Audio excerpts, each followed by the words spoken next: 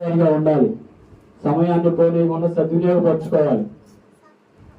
ఇతనాలు అదే మనం కొంత సమయం దొరకంగానే ఏదన్నా మన ఇష్టానుసారంగా జీవిస్తాం. మన ఏదన్నా పనుల నిమిత్తం కూడా ఏదైనా పని పెట్టుకున్నామంటే ఆ పనికి పరిగెడతామని తప్పితే దేవుని సన్నిధి కంటే నిర్లక్ష్యం చేస్తాం. దేవుడు సమయాన్ని ఇచ్చినప్పుడు ఆ సమయాన్ని నువ్వు సద్వినియోగపరిచినవారుగా ఉండాలి. అదే అంటాడు సామెతల గ్రంథం చూడండి, చదవగానే జ్ఞానం మాట అంటాడు. 27వ అధ్యాయం 1వ వచనము.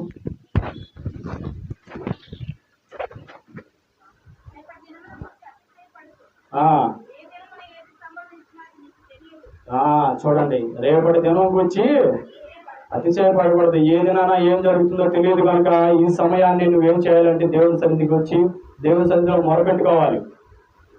కొంత సమయం దొరికితే చాలు మనకి ఆ ముచ్చట్లు ఈ ముచ్చట్లు అంటూ మనం ఏదో రకరకాల పనుల నిమిత్తం పట్టుకొని ఆ పనులుగా చేస్తాను చెప్తే నువ్వు కొద్ది సమయం దొరకంగానే నువ్వు దేవుని స్తుతించట్లేదు, దేవుని కనపరచట్లేదు.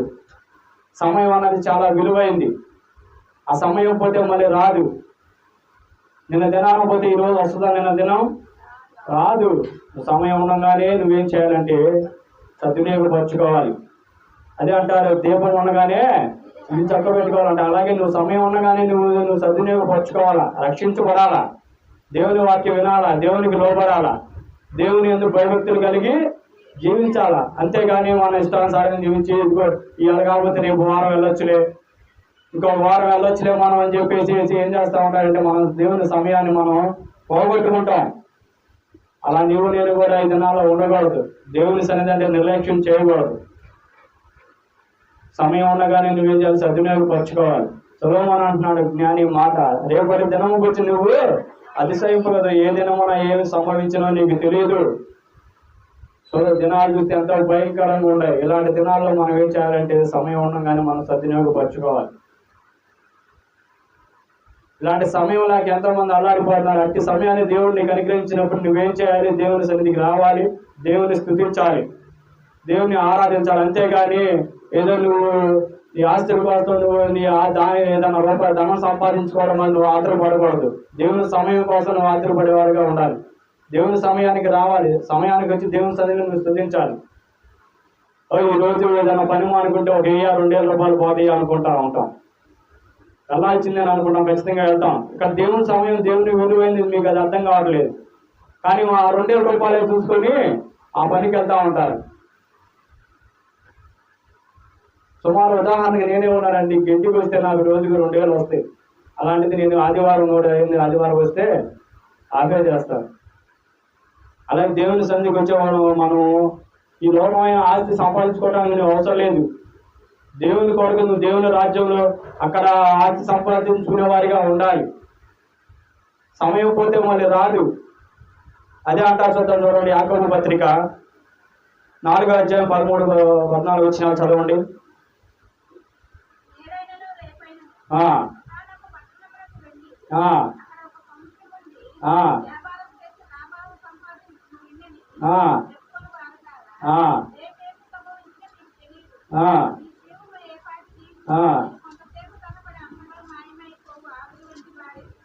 చూడండి, దేనికోసం మనం అతిశయపడుతున్నామండి, అంతలో మాయమై దానికోసం మనం ఆరాటపడుతున్నాం. రేపు దినాన ఏం జరుగుతుందో మనకి తెలీదు. అదే నేడైనాను రేపైనాను ఒకనొక పట్టణంలోకి వెళ్ళి అక్కడ 1 సంవత్సరం ఉండి వ్యాపారం చేసి లాభం సంపాదించుకున్నారు, శ్రమ అంటున్నాడు. ఈ దినాల్లో అలాగే ఉంటారు. దేవుని సన్నిధి విడిచిపెట్టి అదిగో అక్కడ పని ఉందంటే ఆ పని నిమిత్తం పోయి అదిగో ఈ పని దినాలు పని చేస్తే, లేకపోతే ఒక వారం ఉండి పని చేసి వస్తే మనకి ఇంత ఆస్తి వస్తుంది, ఎంత డబ్బులు వస్తాయని ఆశపడుతున్నాడు తప్పితే ఏం వ్యర్థమే. మనం ఎన్నో సందర్భాల్లో విన్నాము, చూసాము కూడా పేపర్లో. ఎక్కడ దూర ప్రాంతం నుంచి వచ్చి పనుల నిమిత్తమై వచ్చి ఇక్కడ ఉండి వర్షానికి చెట్ల కింద కూర్చొని ఆ పని చేస్తున్నప్పుడు వర్షానికి చెట్ల కింద ఎందుకు పిడుగుపడి చనిపోయినవాడు. అలాంటి పరిస్థితుల్లో మనం లేకుండా దేవుడు చేశాడు కనుక మనం ఏం చేయాలి? సమయాన్ని సద్వినియోగపరచుకొని దేవుని సన్నిధిని నిర్లక్ష్యం చేయకుండా దేవుని సమయానికి దేవుని సన్నిధికి వచ్చి దేవుని స్తుతించే వారిగా ఉండాలి. అదే 14వ వచనం అంటారు, ఏమంటున్నారు?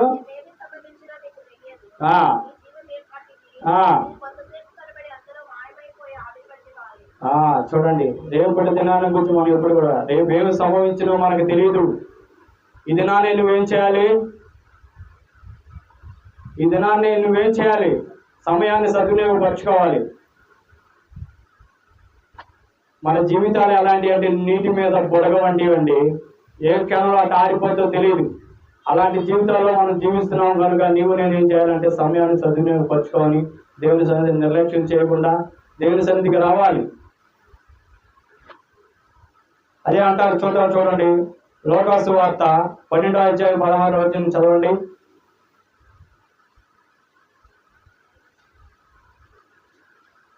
లోకాసు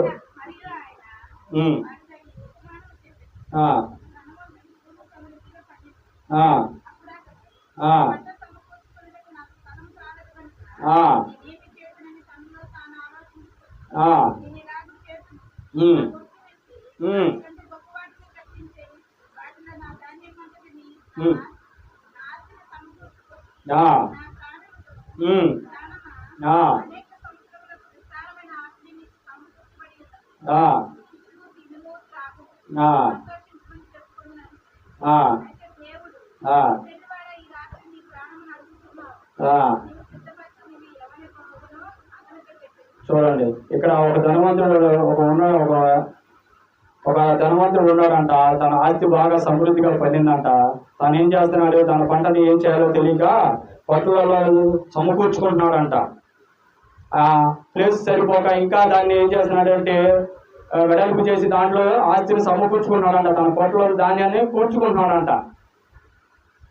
విస్తారంగా ఆస్తి వచ్చింది, సమకూర్చుకుంటున్నాడు. సుఖించు తన ప్రాణంతో ఏం చెబుతున్నాడు? నా ప్రాణమా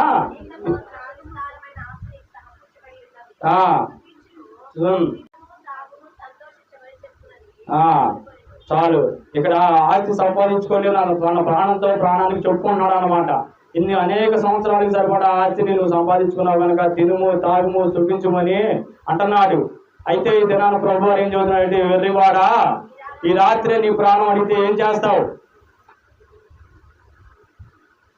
నువ్వు అంత ఈ లోకంలో నీ సమయం ఉన్నా దేవుని సమయాన్ని పోగొట్టుకొని నీ ఆస్తి సంపాదించుకునే పనుల మీద పడి నువ్వు ఆస్తి సంపాదించుకొని నీ ప్రాణంతో నువ్వు అనుకుంటున్నావేమో ఈ దినాన. కానీ దేవుడు అంటున్నాడు, ఈ రాత్రి నీ ప్రాణం అడిగితే ఏం చేస్తావని. అదే అంటున్నారు.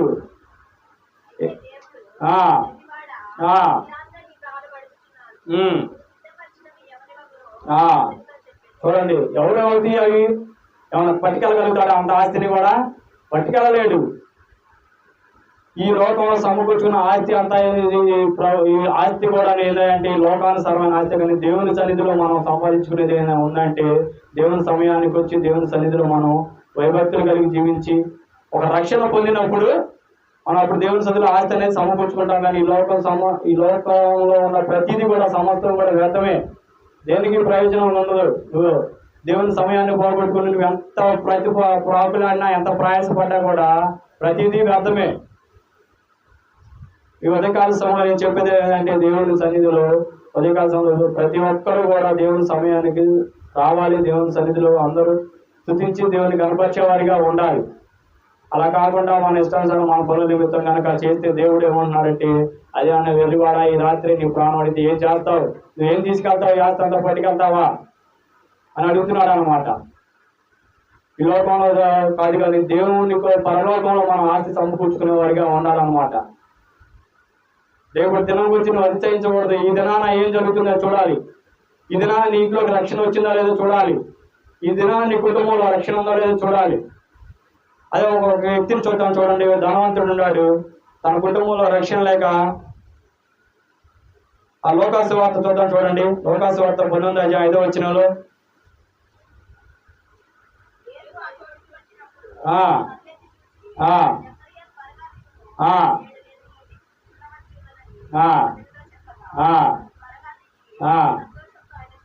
చూడండి, నేడు అనేది చాలా శ్రేష్టమైనది.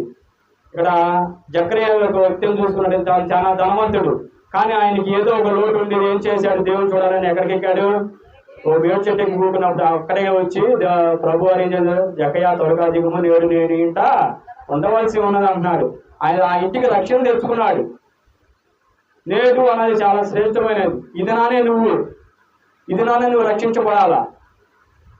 నువ్వు నీ ఆస్తులు పక్కన పెట్టి దేవుని సన్నిధిలో ఏంటంటే రక్షించబడే వారిగా ఉండాలి. ఇక్కడ జక్కరే చాలా ధనవంతుడు అయినప్పటికీ తన జీవితంలో ఏదో వెల్తిగా ఉండి దేవుని చూడాలి, దేవుని ఎవరు అని చూడగోరి ఇంట్లోకి రక్షణ తెచ్చుకున్నాడు. నువ్వు తెలిసింది కూడా ఏం చేయాలంటే దేవుని సన్నిధిని నిర్లక్ష్యం చేయకుండా దేవుని సన్నిధికి వచ్చి దేవుని ఆజ్ఞలకు లోబడి దేవునికి ఇష్టానుసారంగా జీవించినప్పుడే నువ్వు ఆశీర్వదించబడతావు అన్నమాట. ఈ దినాల్లో మనం అలాగే చేస్తున్నాం అన్నమాట. సమయాన్ని బోధించుకోకుండా సద్వినియోగపరచుకొని దేవుని సన్నిధికి మనం వచ్చేవారిగా ఉండాలి. అదే అన్నాడు, రేపు ఏం సంభవించునో మీకు తెలియదు, ఇదే నేడే రక్షణ దినము. ఈ దినాన్ని మీరు రక్షణ పొందలేక ఉన్నవారు ఎవరైనా ఉంటే రక్షణ పొందండి. ఇక నీకు సమయం అనేది మళ్ళీ రాదు. రక్షణ దేవుని సమయం ఉగ్రత వచ్చినప్పుడు నువ్వు రక్షించబడలేకపోతే మళ్ళీ సమయం అంటే మళ్ళీ తిరిగి రాదు నీకు. ఇప్పుడు యోనా గ్రంథంలో చూసుకుంటే 40 దినాలు అదే యోనా గారు తలుపు మూసివేయబడ్డప్పుడు దానికన్నా ముందు ఏం చేశాడు, రండి దేవుని వాక్యం ప్రకటించి ఇదిగో 40 దినాల్లో ప్రచండమైన వర్షం పడుతుంది నోవాకు ఆ రమ్మని పిలుస్తాడు. అప్పుడు ఎవరైనా వస్తారా? రారు. ఇదిగో జలప్రయాణం వచ్చి ఓడ పైకి లేచి కొట్టుకుపోతున్నప్పుడు అప్పుడు వచ్చి తలుపు తీయమంటారు. ఆ తలుపుని ఎవరు మూస్తారు? దేవుడు మూస్తాడు, ఇంకెవరి వల్ల కాదు అది. అప్పుడు సమయం ఉండగానే దేవుని మాట విని ఆ గొడవలోకి వెళ్తే రక్షించబడేవాళ్ళు కదా. అలా రక్షించబడే సమయం ఉన్నప్పుడు ఏం చేశారంటే వాళ్ళు నిర్లక్ష్యం చేశారు. తర్వాత ప్రాణాల మీదకి తెచ్చుకున్నారు. అప్పుడు వెళ్ళి తలుపు కొడుతున్నారు, నోవాహు మావయ్య, నోవాహు బాబాయ్ తలుపు తీయ తలుపు అని. అది నేను కాదు వేసింది. ఎవరు వేశారు? దేవుడు వేశాడు. సమయం ఉండగానే నువ్వు కూడా నీ వాక్యం వినపడుతున్నప్పుడు, నీ వాక్యాన్ని వింటున్నప్పుడు అప్పుడు నువ్వేం చేయాలంటే దేవునికి లోబడేవారిగా ఉండాలి. వాళ్ళు లోబడ్డట్టయితే వాళ్ళు రక్షణ పొందేవాళ్ళు. లోబడక సమయం ఉన్నప్పుడు సద్వినియోగపరచుకోక ఏం చేస్తున్నారు? ప్రాణం మీదకి తెచ్చుకుంటున్నారు అనమాట. ఈ దినాల్లో మనం కూడా ఏం చేయాలంటే దేవుని భయభక్తులు కలిగి జీవించేవారిగా ఉండాలి. సమయాన్ని సద్వినియోగపరచుకోవాలి. రేపు అనేది మనకు తెలియదు. నేడే ఈ దినాన్ని నువ్వు రక్షించబడే వారిగా ఉండాలంటే ఈ దినాన్ని నువ్వు దేవుని గురించి సంతోషించేవారు, దేవుని సన్నిధికి వచ్చి దేవుని కనపరిచేవారిగా ఉండాలన్నమాట. చివరిగా ఒక మాట చూద్దాం, చూసి ముగించుకుందాం. 2 కొరింథీయులకు రాసిన పత్రిక 6వ అధ్యాయము 2వ వచనము.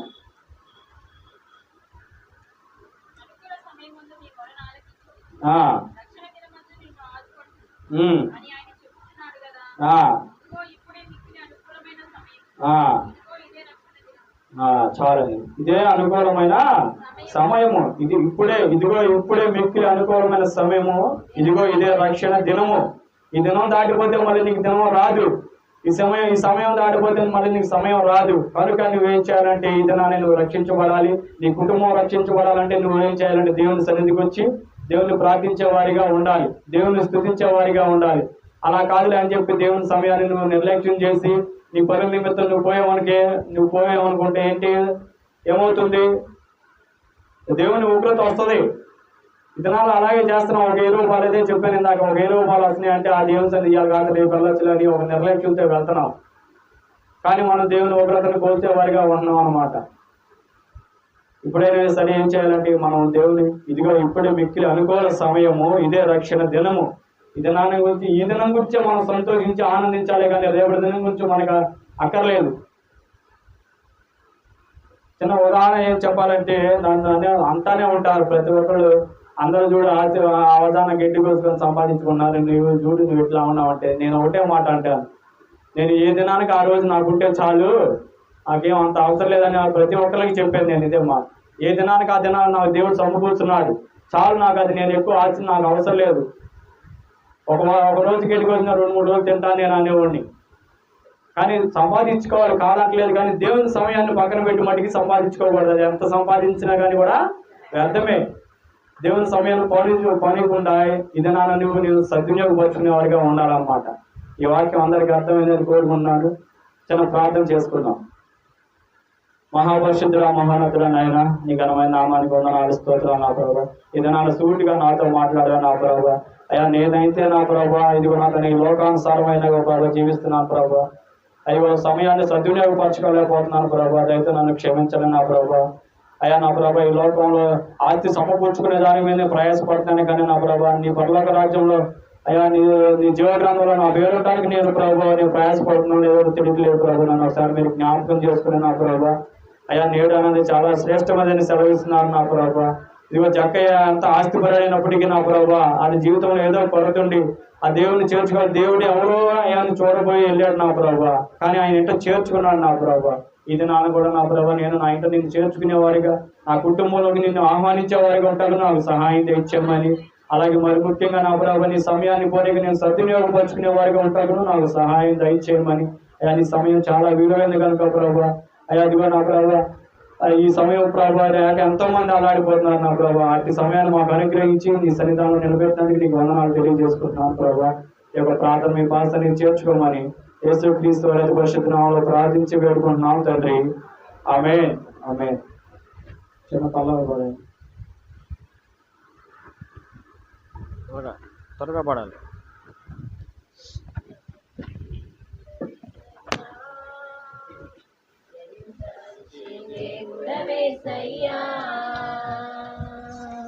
చింతలన్నీ తీరేనయ్యా నిన్ను చేరగా, ఎంత మంచి దేవుడవేసయ్యా.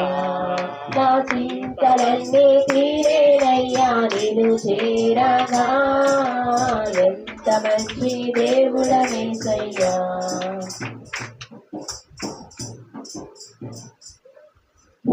రెండవ వర్తమానంగా మన మధ్యలో లలిన్ యశ్వంత్ గారు అన్నారు, వచ్చే వర్తమానం అందిస్తారు.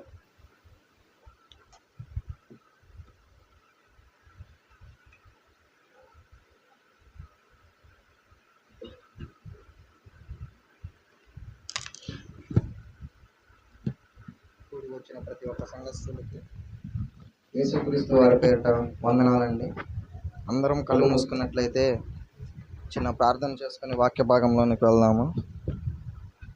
పరిశుద్ధుడా పరిశుద్ధుడా పరిశుద్ధుడా మహోన్నతుడా ప్రభువా, నీకు వేలాది వందనాలు ప్రభువా. ప్రభువా, గత ఆదివారం నుంచి ఆదివారం వరకు మీ రెక్కల నీడలో మమ్మల్ని కాచి కాపాడినందుకు వందనాలు ప్రభువా. మొదటి వర్తమానంలో తండ్రి యేసయ్య కిషోరన్న గారు చెప్పిన వాక్యం అంతట్లో మీరు తోడైనందుకు వందనాలు. అలాగే నేను కూడా వాక్యం చెప్పబోచుండగా మీ పరిశుద్ధ ఆత్మను నా మీద కుమ్మరించండి ప్రభువా. వాక్యం చెప్పాలంటే ఉట్టి మాటలతో చెప్తే అయిపోయేది కాదు ప్రభువా. మీ పరిశుద్ధ ఆత్మ ద్వారా చెప్పబడితే దానికి ఒక విలువ ఉంటుంది ప్రభువా. నా మీద మీ పరిశుద్ధ ఆత్మ కుమ్మరించి ప్రభువా మంచి మాటలు తండ్రి యేసయ్య మీ పిల్లలకు బోధించేలాగా సహాయం చేయమని ఈ చిన్న ప్రార్థన మీ పాదాలు సన్నిధి చేర్చుకోమని నజరేయుడైన యేసుక్రీస్తు నామములో వేడుకొని ప్రార్థిస్తున్నాం తండ్రి. ఆమేన్. మనం గత కొన్ని వారాలుగా వారానికి ఒక ఆజ్ఞ చొప్పున 10 ఆజ్ఞలన్నీ ధ్యానం చేసుకున్నాం కదండి. 10 ఆజ్ఞలన్నీ అయిపోయినాయి. అందరికి గుర్తున్నాయండి 10 ఆజ్ఞలు? వరుసగా అంటే మొదటి నుంచి 10 ఆజ్ఞ దాకా ఎవరన్నా చెప్పగలరా? ఇప్పుడు చెప్పమాకండిలే కానీ టైం అయిపోయింది. 10 ఆజ్ఞలు. 10 ఆజ్ఞలు అంటే ఏంటండి? ముందుగా ఆజ్ఞ అంటే అది ఒక ఆర్డర్, అంటే ఖచ్చితంగా ప్రతి ఒక్కళ్ళు పాటించాల్సిందే. ఈ 10 ఆజ్ఞలు అనేవి దేవుడు మనకిచ్చిన ఆర్డర్స్. ఈ 10 ఖచ్చితంగా మనం కూడా పాటించాల్సిందే. ఇప్పుడు చదువుకున్న వాళ్ళు ఉంటే జీవో అంటే తెలుసు కదా. జీవో అంటే ఏంటి? Government order. ఒక గవర్నమెంట్ కొంతమంది మినిస్టర్స్ అందరూ కలిసి ఒక ఆర్డర్ని పాస్ చేస్తారు. అదేంటంటే ఇప్పుడు ఒకవేళ స్టేట్ గవర్నమెంట్ ఒక జీవోని పాస్ చేస్తే ఆ స్టేట్లో ఉన్న ప్రతి ఒక్కళ్ళు ఖచ్చితంగా ఆ యొక్క ఆర్డర్ని పాటించాల్సిందే. అలాగే ఈ ఆజ్ఞలు అనేది మనకి దేవుడు ఇచ్చిన జీవో.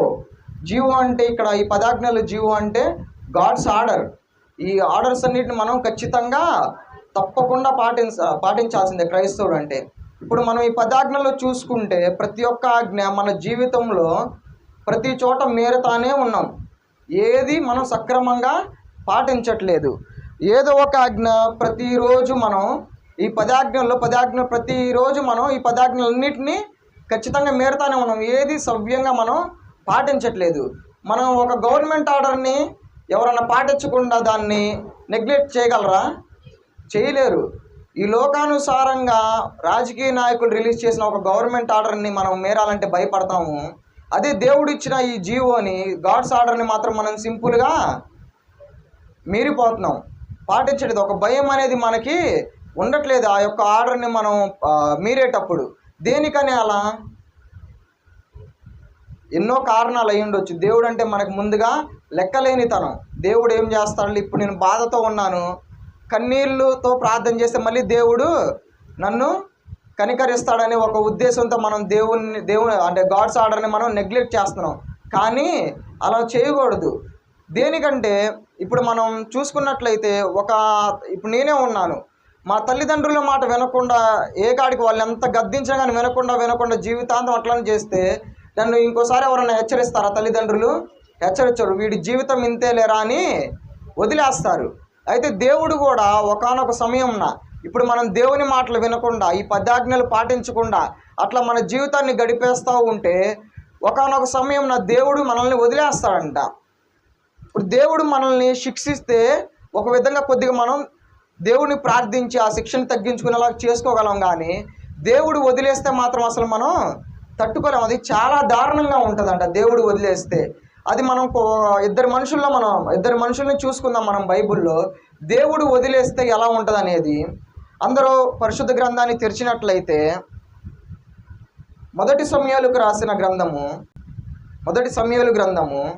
15వ అధ్యాయము 13 నుంచి 15 వచనాలు చూసుకున్నట్లయితే, తరువాత సౌలు కలుగునుగాక నేను నెరవేర్చితిననగా సమూయేలు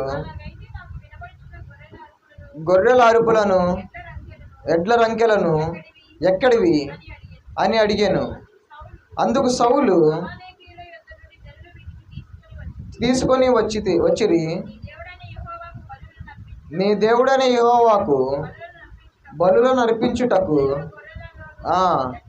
ఎడ్లలోను. చాలండి. ఇక్కడ మనం సమూయేలు గారును సౌలు గారిని చూస్తున్నాం. అయితే సౌలు ఎవరి చేత అంటే ఎవరు ఎన్నుకున్నారు సౌలుని?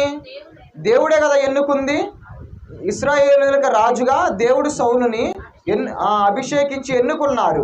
అయితే ఇక్కడ సౌలు గారు ఏం చేస్తున్నారు? దేవుడు ఒక మాట చెప్పాడు, ఏంటి? నువ్వు అమాలేకులందరినీ ప్రతి ఒక్కరిని, ఎవరి పిల్లల్ని కానీ ఎడ్లని కానీ ఏది పశువుల్ని దేన్ని ఉంచుకొని నువ్వు నిర్మూలన చేసే అంటే ఏం చేస్తున్నారు ఇక్కడ సౌలు గారు? అట్లా చేశాడు దేవుని మాట విని? చేయలేదు. ఏం చేశాడు? వాటిని ఉంచి బ్రతికించి తీసుకొచ్చి తన రాజ్యంలోకి తీసుకొని వచ్చాడు. అయితే ఇక్కడ తను ఒక మాట అంటున్నాడు, నీ దేవుడైన యెహోవా అని. అయితే ఇక్కడ సౌలుని ఎన్నుకుంది ఎవరు? దేవుడే కదా, తనకు కూడా దేవుడే కదా సౌలుకి. కానీ ఏమన్నాడు ఇక్కడ సౌలు? నీ దేవుడైన యెహోవా అంటున్నాడు. అయితే ఇక్కడ మనం చూసుకుంటే సౌలుని దేవుడు ఎన్నుకున్నాడు. కాకపోతే సౌలు ఏం చేస్తున్నాడు? చిన్నగా దేవుని యొక్క ఆజ్ఞలను, దేవుని యొక్క మాటల్ని మీరుతున్నాడు, దేవుడిని వదిలేస్తున్నాడు. అంటే దేవుని మీద ఉన్న భయం కానీ భక్తి కానీ తనకి చిన్నగా తగ్గిపోతుంది. ఇక్కడ మనం చూసుకున్నట్లయితే తర్వాత మనం సమూయేలు మొదటి 2 గ్రంథాల్లో చూసుకుంటే ఫస్ట్ ఏం చేస్తాడు? ఇట్లా దేవుని యొక్క మాట మేరతాడు. అయితే తర్వాత ఏం చేస్తాడంటే కర్ణపిశాచం గాల దగ్గరికి వెళ్తాడు. అదే తర్వాత ఏమైందంటే దావీదుని వెంటాడుతూ ఉంటారు, దావీదు గారిని. అయితే దావీదు గారు ఎవరి చేత ఎన్నుకోబడ్డారు? దేవుని చేత ఎన్నుకోబడ్డారు. అయితే దేనికని దావీదుని ఎందుకున్నాడు దేవుడు? సౌలు దేవుడి నుంచి దూరం అవుతున్నాడనే కదా. అందుకనే దావీదుని దేవుడు ఎన్నుకుంటే అటువంటి దావీదు మీద కూడా సౌలు గారు దావీదుని చంపాలని ఎన్నో ప్రయత్నాలు చేశాడు. దేవుని యొక్క మాట ఇక్కడ నుంచి వినటం సౌలు గారు ఆపేశారు. దేవుణ్ణి తిరస్కరిస్తున్నాడు ఇక్కడ నుంచి. అయితే అట్లా సౌలు గారు తను దేవుణ్ణి తిరస్కరించుకుంటూ ప్రతి పని చేస్తూ ఉంటే ఏమైందంటే ఇక్కడ మొదట మనం చూస్తున్నాం, అమాలేకీయుల్ని పూర్తిగా నాశనం చేయలేదు. తర్వాత కూడా మనం చూసుకున్నట్లయితే చూద్దాము రిఫరెన్స్లో, కర్ణపిశాచాలు వారి దగ్గరికి వెళ్తారు. 28వ అధ్యాయము 4 నుంచి 6 వచనాలు. దిగగా సమకూర్చెను, దిగిరి భయకంపము నుండి విచారణ చేయగా స్వప్నము ద్వారానైనను ఊరీము ద్వారానైనను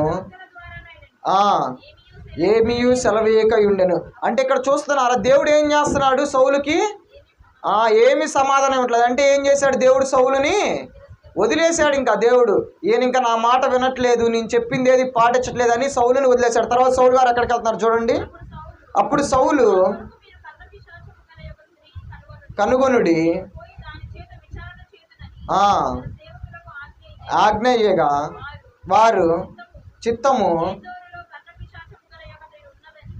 చాలే అండి. ఇక్కడ ఏం చేస్తున్నాడు సౌలు? దేవుడు తనకు రెస్పాండ్ అవ్వకపోతే ఏం చేస్తున్నాడు ఇక్కడ సౌలు?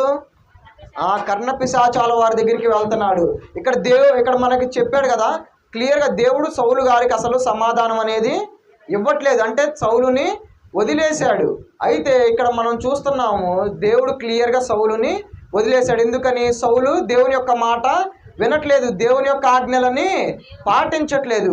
అయితే మొదటి కిందకి మనం చూసుకున్నాము ఏంటి, అమాలేకీయుల్ని కొంతమందిని మిగిలించుకొని తీసుకువచ్చాడు. అయితే తన చివరి దశలో ఏమైంది సౌలుకి?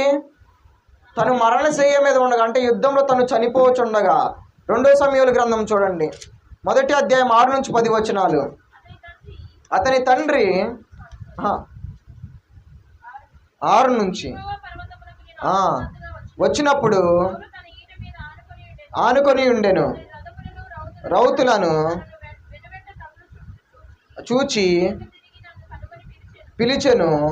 అందుకు చిత్తము నా ఏలినవాడా అని నేను అంటిని, నన్ను అడుగగా చెప్పి తిని, అతడు ఉన్నది గాని త్రిప్పు చేత బహు బాధపడుచున్నాను, నిలువబడి సెలవీయగా పడిన తరువాత ఇక్కడ ఎవరు చంపారండి సౌలుని? అమాలేకీయుడు చంపాడండి. ఇక్కడ సౌలు తనే బ్రతిమాలుకున్నాడు అమాలేకీయుడిని, నేను ఇంకా బతకనయ్యా, నా దగ్గర ఓపిక లేదు, నువ్వు ఇక్కడుండి నన్ను చంపని తన శత్రువుని వేడుకుంటున్నాడు. దేవుడు కానీ వదిలేస్తే ఎట్లా ఉందో చూసారా పరిస్థితి? ఇంత భయంకరంగా ఉండిద్ది.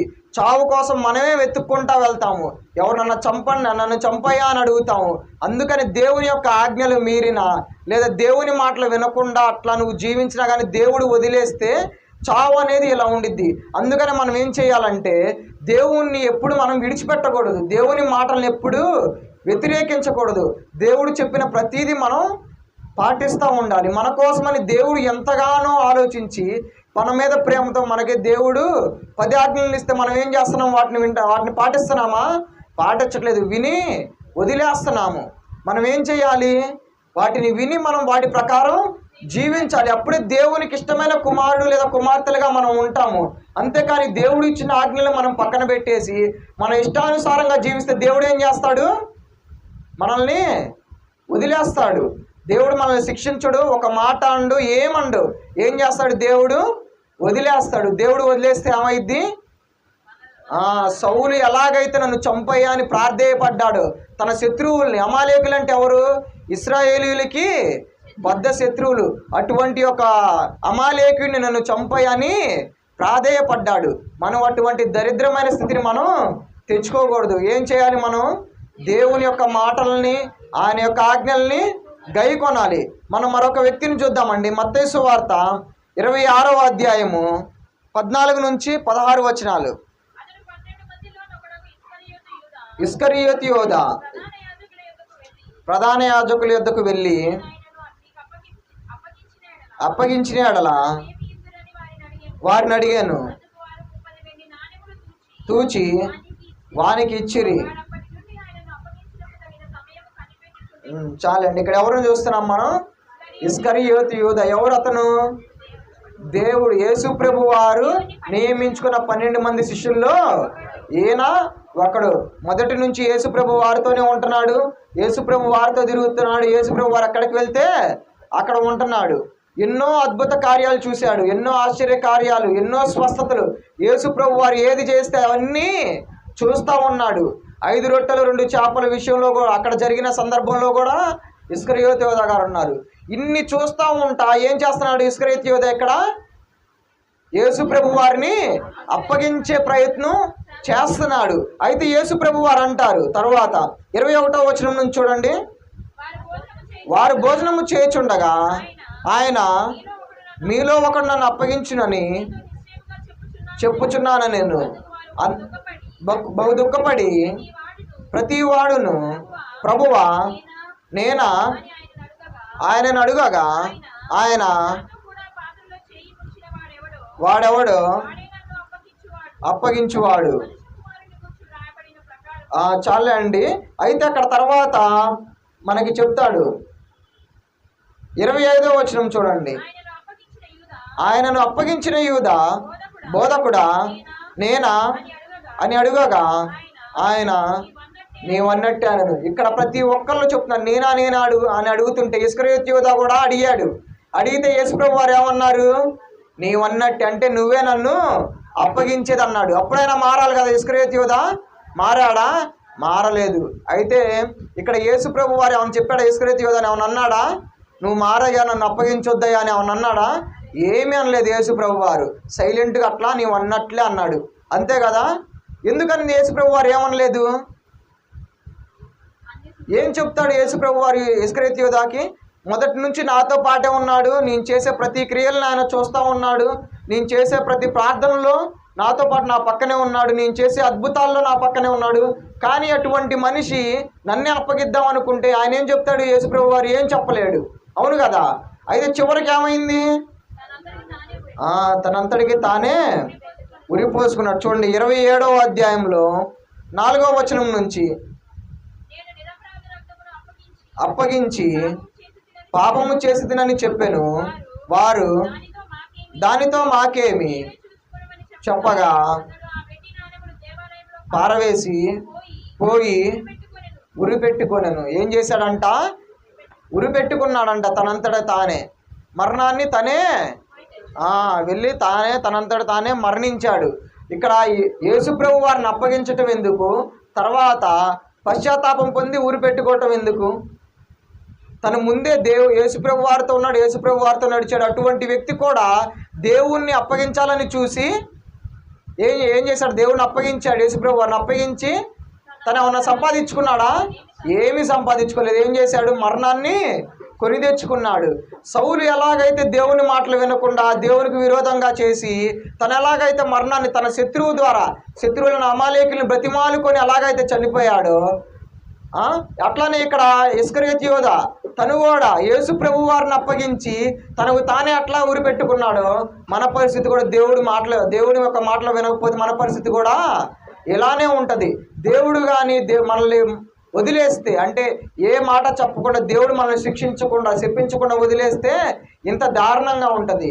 అందుకనే మనం ఏం చేయాలంటే దేవుని మాటల్ని గైకొనాలి. దేవుణ్ణి విసిగించకూడదు, దేవుణ్ణి బాధ పెట్టకూడదు. దేవుడు మన కోసం ప్రేమగా ఇచ్చిన ఆ 10 ఆజ్ఞల్ని మనం పాటించాలి.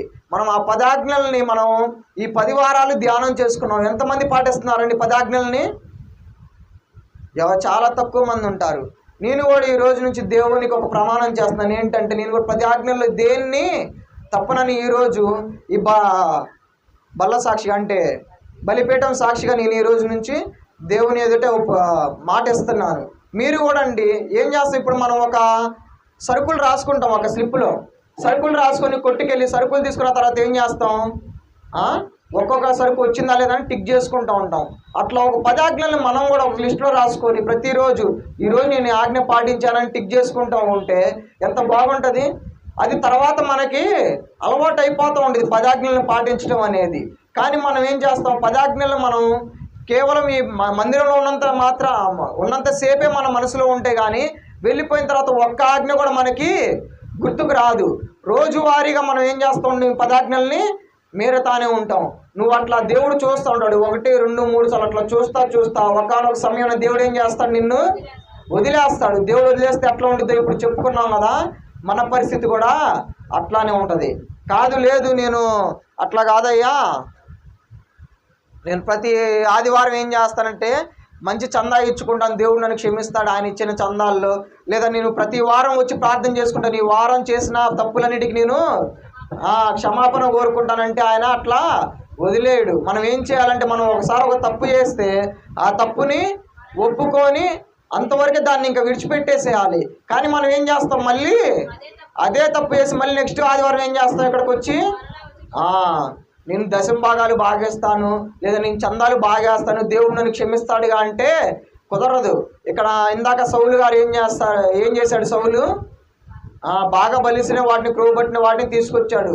అప్పుడు సమూయేలు ఏమంటారో తెలుసా? సమూయేలు గారు దేవుడికి తెలియదా తనకు ఎటువంటి నైవేద్యాలు కావాలో అని అంటాడు.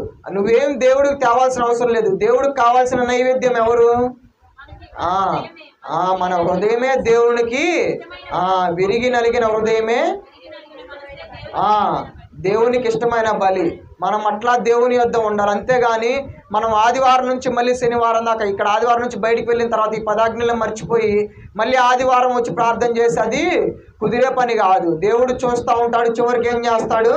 వదిలేస్తాడు. దేవుడు వదిలేస్తే చాలా దారుణంగా ఉండిద్ది. ఆ పరిస్థితి దాకా మనం తెచ్చుకోకూడదు. ఒకవేళ దేవుడు వదిలేస్తే ఇంకోటి చూపిస్తాను చూడండి. విలాప వాక్యములు 3వ అధ్యాయంలో ఉంటుంది. 3వ అధ్యాయం ఎవరన్నా చదివినట్లయితే, ఇప్పుడు చదివేంత టైం లేదు, ఆ 3వ అధ్యాయం చదివితే ఉంటుంది. పొరపాటునే దేవుడు మనల్ని వదిలేస్తే దేవుడు మన ప్రార్థన కూడా ఆలకించడు. అక్కడ ఉంటుంది. తర్వాత ఏదైనా మీరు ఖాళీగా ఉన్న సమయంలో ఒక్కసారి దాన్ని చదవండి. ఏమంటాడంటే అక్కడ మనం ప్రార్థన చేస్తూ ఉంటే అంటే దేవుడి చెవులు మూసేసుకుంటాడంట. ఎందుకు? మనం దేవుని మాట వినకుండా ఇష్టానుసారంగా చివరి క్షణాన్ని దేవుని దగ్గరికి వస్తే దేవుడు కూడా మన మొరను వినడు. అందుకనే మనం ఏం చేద్దామంటే విన్న వెంటనే మనం దాన్ని మన మనసులోకి చేర్చుకొని దాని ప్రకారం మనం జీవిద్దాం. 10 ఆజ్ఞలు మనం తప్పకుండా పాటిద్దాం. పాటించేవారిగా ఖచ్చితంగా మనం ఉండాలండి. ఈ రోజు నుంచి నేను కోరుకున్నానండి, మన సంఘం మొత్తం అందరూ ఖచ్చితంగా ఈ 10 ఆజ్ఞలు పాటించాలని నేను కోరుకున్నాను. పాటిస్తారని కూడా నేను నమ్ముతున్నాను. ఇప్పుడు మనం అంతా ఈ సంఘంగా ఎప్పుడు మనకు రెండో రాకడ వచ్చిందో తెలియదు, ఎప్పుడు ఎట్లా జరిగిద్దో ఎవరికి తెలియదు. కానీ ఇదే సంఘం మనం అందరం పరలోకంలో కలిసి ఉంటే ఎట్లా ఉండిద్దండి? చాలా ఎంతో సంతోషంగా ఉండిద్ది. పొరపాటున ఎవరన్నా ఒకళ్ళ నరకానికి వెళ్తే ఎంత బాధగా ఉండిద్ది సంఘం మొత్తంలో. పొరపాటున నేనే అనుకోండి వెళ్ళిపోయాను అనుకోండి, మీరు ఎంత పరలోకంలో ఉన్నారు, మీకు బాగుండి నేను ఒక్కడనే నరకంలో ఉండిపోతాను. అట్లా కాకుండా మనం అందరం ఒక కుటుంబంగా కలిసి అట్లా ఇదే విధంగా ఇప్పుడు ఈ సంఘం ఎంతమంది అయితే ఉన్నారు, మనం అందరం ఇదే విధంగా మనం పైన ఉంటే ఎంత బాగుంటుంది పరలోకంలో, ఎంతో సంతోషంగా ఉండిద్ది. అట్లా ఉండాలంటే మనం ఏం చేయాలి? ప్రతి ఒక్క ఆజ్ఞ మనం పాటిస్తా మన జీవితాన్ని గడుపుతూ ఉండాలి. దేవుని కోసమే జీవితాన్ని గడపాలి. ఆ 10 ఆజ్ఞల్లో దేన్ని మనం మరవకూడదు, మీరకూడదు. ఈ చిన్ని వాక్యం అర్థమైందని నేను కోరుకుంటున్నానండి. ఎవరైనా ప్రార్థన చేస్తే మనం ముగించుకుందాం, తర్వాత వారికి అవకాశం ఇద్దాం.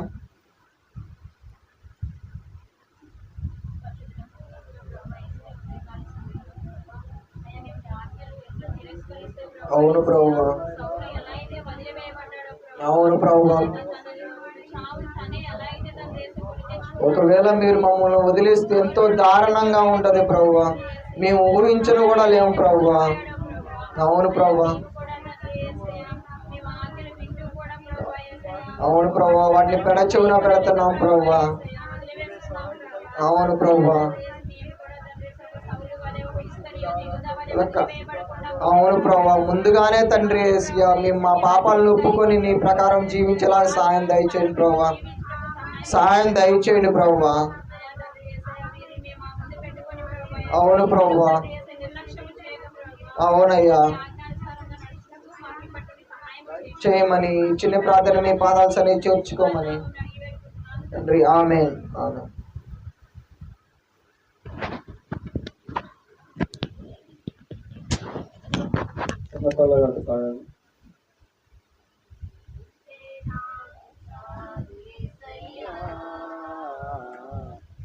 వెంటే నేను ఉంటానేసయ్యా, నీవుంటే నాకు చాలు యేసయ్యా.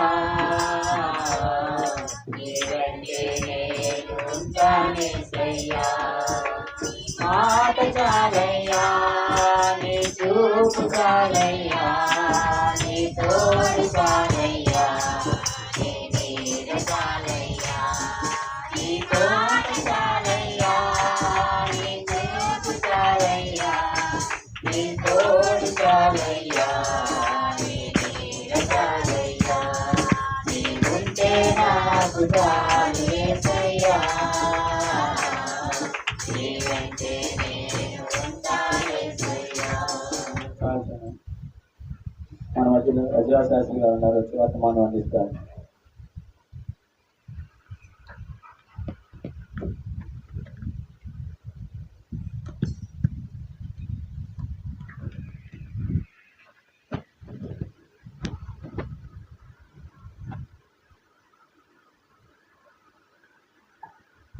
అందరికీ వందనాలండి. అందరూ తలలోంచి కళ్ళు మూసుకున్నట్లయితే ప్రార్థన చేసుకున్నాం.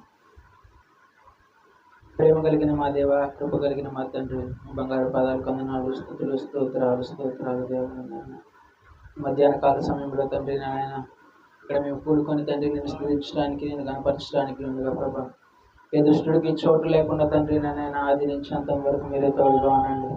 ఇంతవరకు తండ్రి నాయన దాసులు వర్తమానాలు మీరే తోడుగా నడిపించారు. ఈ సమయంలో నేను ఇక్కడి నుంచో మాట్లాడుతుండగా ప్రభా, మీ నోటి బోరుగా వాడుకోమని అడుగుతున్నాను దేవా. బిడ్డలకి అర్థం కావాల్సినటువంటి ఆత్మీయ ఆహారాన్ని అందించేవాళ్ళ ఉండడానికి సహాయం దయచేయండి తండ్రి. ఏ విధంగా తండ్రి నాయన పరిశుద్ధాత్మ ద్వారా తండ్రి ఏ విధమైనటువంటి వర్తమానం చెప్పాలో తండ్రి నాయన అటువంటి వర్తమానం నా ద్వారా బిడ్డలకు అర్థమవులాగిన వారి హృదయంలో వాక్యాన్ని మోసుకెళ్లే వారిలాగా ఉండడానికి సహాయం దయచేయమని అడుగుతున్నాం దేవా నాయన. ఏ దుష్టుడికి చోటు లేకుండా తండ్రి నిద్రాత్మకు చోటు లేకుండా మీరే అధికారిగా ఉండి నడిపించమని నజరేయుడైన జీవము కలిగిన యేసయ్య పరిశుద్ధ నామములో ప్రార్థించి అడిగి పెట్టుకుంటున్నాను తండ్రి. ఆమేన్ ఆమేన్. పోయిన వారం ఏం చెప్పుకున్నాం? ఈ వారంలో 2 ప్రార్థనలు జరిగినాయి. మళ్ళా ఎలీషా గురించి సాయంత్రం చెప్పుకున్నాం. ఆ రోజు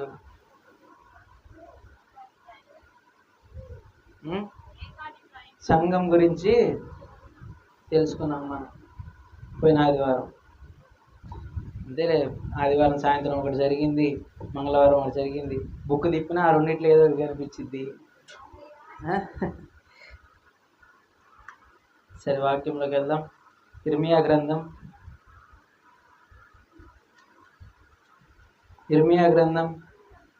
17వ అధ్యాయం 9వ వచనం నుంచి 9వ వచనం ఒకటి చదువు. హృదయము అన్నిటికంటే మోసకరమైనది, ఘోరమైన వ్యాధి కలది, దాన్ని గ్రహింపగలవాడెవడు? చాలు. హృదయం అన్నిటికంటే మోసకరమైనది, అది ఘోరమైన వ్యాధి కలది, దాన్ని గ్రహింపగలవాడెవడు? ఈ లోకంలో గొడవలు, కేసులు, కోర్టులు, అసూయలు, హత్యలు, మానభంగాలు, ఘోరాలు, మోసాలు ఇవన్నీ ఎక్కడి నుంచి జరుగుతున్నాయి? వేరే దేశాల నుంచే మన దేశానికి వస్తున్నాయా? మన దగ్గరికి వస్తున్నాయా? లేదా వేరే ఫ్యాక్టరీల నుంచి మన దగ్గరికి ఏమైనా వస్తున్నాయా? లేదా వేరే దేశాల నుంచి ఇంపోర్ట్ అయ్యి మన దగ్గరికి ఏమైనా వస్తున్నాయా? ఎక్కడి నుంచో కాదు ఇవన్నీ వచ్చేది, మానవుని హృదయంలో నుంచి ఇవన్నీ వస్తున్నాయి. మానవుని హృదయంలో ఇవన్నీ ఉంటున్నాయి. దేవుడు చెడులను చేయలేదు, యథార్థవంతులనే అందరినీ చేశాడు. కానీ ఒక్కొక్కళ్ళు వివిధ యంత్రాలను ఎంచుకొని వివిధ యంత్రాలను కల్పించుకున్నారు. ఆయన ఎక్కడ కూడా చెడులను చేయలేదు. నరుణ్ణి చేసేటప్పుడు ఆదికాండంలో మంచిది మంచిది మంచిది అని మంచిదే చేశాడు. నరుని మరి మంచిగా చేశాడు. మరి మంచి చెడుగా ఎలా మారింది? మంచి చెడుగా ఎలా మారింది అంటే సాతానికి చోటు ఇచ్చారు. సాతాను చేసిన మోసం వల్ల ఆదామావలు సాతానికి స్థానం ఇచ్చారు. సాతానికి స్థానం ఇచ్చి వారి హృదయాన్ని చెడగొట్టుకున్నారు. అప్పటి నుంచి మన హృదయాల్లో ఈ చెడు అనేది ఉత్పత్తి అవ్వటం మొదలైంది. అప్పటి నుంచే ఈ చెడు అనేది మనలో ఉత్పత్తి అవ్వటం మొదలైంది. మనకున్న ఇక్కడ గుంటూరులో మిర్చి యార్డ్ ఉంది, టొబాకో కంపెనీ. ఇక్కడ చీరాల్లో టొబాకోని మిర్చి యార్డ్ అంటే అక్కడ ఏముంటుంది? మిర్చి కోల్డ్ స్టోరేజ్ కానివ్వండి, కోల్డ్ మిర్చి ఇవి ఉంటాయి. టొబాకో అంటే అక్కడ పొగాకు అవి అవి ఉంటాయి. మరి మన హృదయాలు మాత్రం ఎంత కడిగినా, ఇల్లు కడుక్కునే లైజాల్ వేసి కడిగినా, మంచి సరిపేసి XXL సరిపేసి కడిగినా, ఎంత చదివించినా, ఎంత విజ్ఞానం పెరిగినా కానీ మన హృదయంలో నుంచి వచ్చేది ఏంటిది? చెడు, గబ్బే వచ్చింది మన హృదయంలో. పాపమే ఉంటుంది మన హృదయంలో. ఏం చదువుకున్నంత మాత్రాన చదువుకున్నవాడి హృదయం చెడుగా ఉంటే అది పరిశుద్ధంగా మార్చుతుందా? చదువుకున్నాడని మారదు. వాడి హృదయం చెడుగానే ఉంటుంది. డబ్బున్నవాడి హృదయం, డబ్బున్నంత మాత్రాన వాడి హృదయం మారుతుందా? మారదు. వాడు ఆకారం మారుద్దేమో, వాడి అలంకరణ మారుతుందేమో, వాడి భాష మారుతుందేమో, కానీ హృదయం మాత్రం మారదు. హృదయం మారదు. ఎందుకంటే అది ఎంతో ఘోరమైనది. ఎలాంటిదంట? ఘోరమైనది, ఘోరమైన వ్యాధి కలిగినది. అది ఏ దేశస్థుడికి? భారతీయ దేశస్థుడిగా, పాకిస్తాన్ దేశస్థుడిగా? భేదము ఏమీ లేదు, అందరూ పాపమే చేసి ఉన్నారు, ఉన్నత మహిమను పోగొట్టుకున్నారు. చూడండి, భేదము ఏమీ లేదు, ఏ భేదము లేదు. ఈ సంఘం ఆ సంఘం అని భేదం లేదు, ఈ క్రైస్తవుడు ఆ క్రైస్తవుడు అని భేదం లేదు, ఈ దేశం ఆ దేశం అని భేదం లేదు. ప్రతి ఒక్కళ్ళు పాపము చేశారు, ప్రతి ఒక్కళ్ళు పాపం చేసి దేవుడు అనుగ్రహించిన మహిమను పోగొట్టుకున్నారు. దేవుడు అనుగ్రహించిన మహిమను పోగొట్టుకున్నారు. ఎందుచేతనంటే పాపము చేసి దేవుడు అనుగ్రహించిన మహిమను పోగొట్టుకున్నారు. నీతిమంతులు ఎవ్వరు లేరు. ఉన్నారా నీతిమంతులు ఎవరైనా? నీతిమంతులు ఎవ్వరు లేరు. అన్ని చెడిపోయిన హృదయాలే, అన్ని రోగాలతో నిండిన హృదయాలే, అన్ని పాపముతో నిండిన హృదయాలే. కడిగితే పోయేది కాదు ఆ పాపం, కాల్చేస్తే పోయేది కాదు ఆ స్వభావం. అందుకే చెడిపోయిన హృదయాల్ని మార్చడానికి యేసుక్రీస్తు ఈ లోకంలోకి వచ్చాడు. అందుకే అడుగుతున్నాడు, నా కుమారుడా నీ హృదయాన్ని నాకిమ్ము, నా కుమార్తె నీ హృదయాన్ని నాకిమ్ము, నేను బాగు చేస్తాను నీ హృదయాన్ని అని చెప్పి నీ హృదయాన్ని ఆయన అడుగుతున్నాడు. నీ హృదయాన్ని నూతన పరుస్తాను, నూతనంగా నేను నీ హృదయాన్ని చేస్తాను, నీ హృదయంలో నాకు చోటు ఇవ్వు అని అడుగుతున్నాడు. మన హృదయం ఎట్లాంటిదంటే అదొక ఫ్యాక్టరీ లాంటిది. చెడే ఇప్పుడు ఫ్యాక్టరీలో పైనుంచి పొగ వెళ్తూ ఉంటుంది, వేస్ట్ అంతా కదా, అట్లా చెడే బయటికి వెళ్తూ ఉంటుంది కానీ మంచి మాత్రం బయటికి రాదు. చెడిపోయిన హృదయాలు మనేయండి, చెడిపోయిన హృదయాల్లో చెడే బయటకు వస్తుంది కానీ మంచి ఎక్కడ కూడా కనిపించట్లేదు. చూడండి మార్కు సువార్త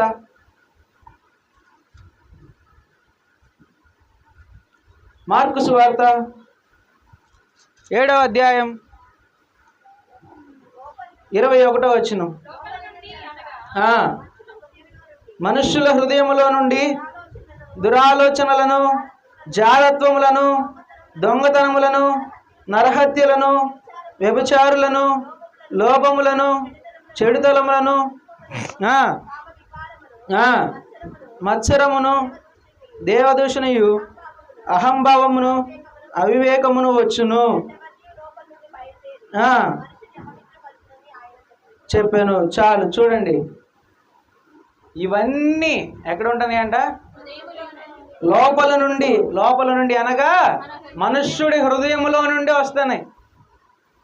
మనుష్యుడి హృదయంలో నుంచి ఇవన్నీ వస్తున్నాయి. మనుష్యుడి హృదయం ఒక్కటి కూడా మంచిది లేదు, అంత చెడిపోయినయే. చెడిపోయింది, చెడంతా మన హృదయంలో ఉంది. చెడిపోయిన హృదయంలో నుంచి చెడంతా ఉత్పత్తి అవుతుంది. ఆ చెడంతా బయటకు వచ్చి ఏం చేస్తుందంట? మనిషిని అపవిత్రపరుస్తుంది.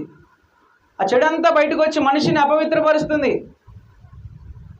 అందుకే మన హృదయంలో ఇవన్నీ నిండున్నాయి కాబట్టి మనం దేవుడు అనుగ్రహించిన మహిమను పోగొట్టుకున్నాం, పొందుకోలేకపోతున్నాం. చెడంతటిని మనం లోపల ఉత్పత్తి చేసుకుంటాం.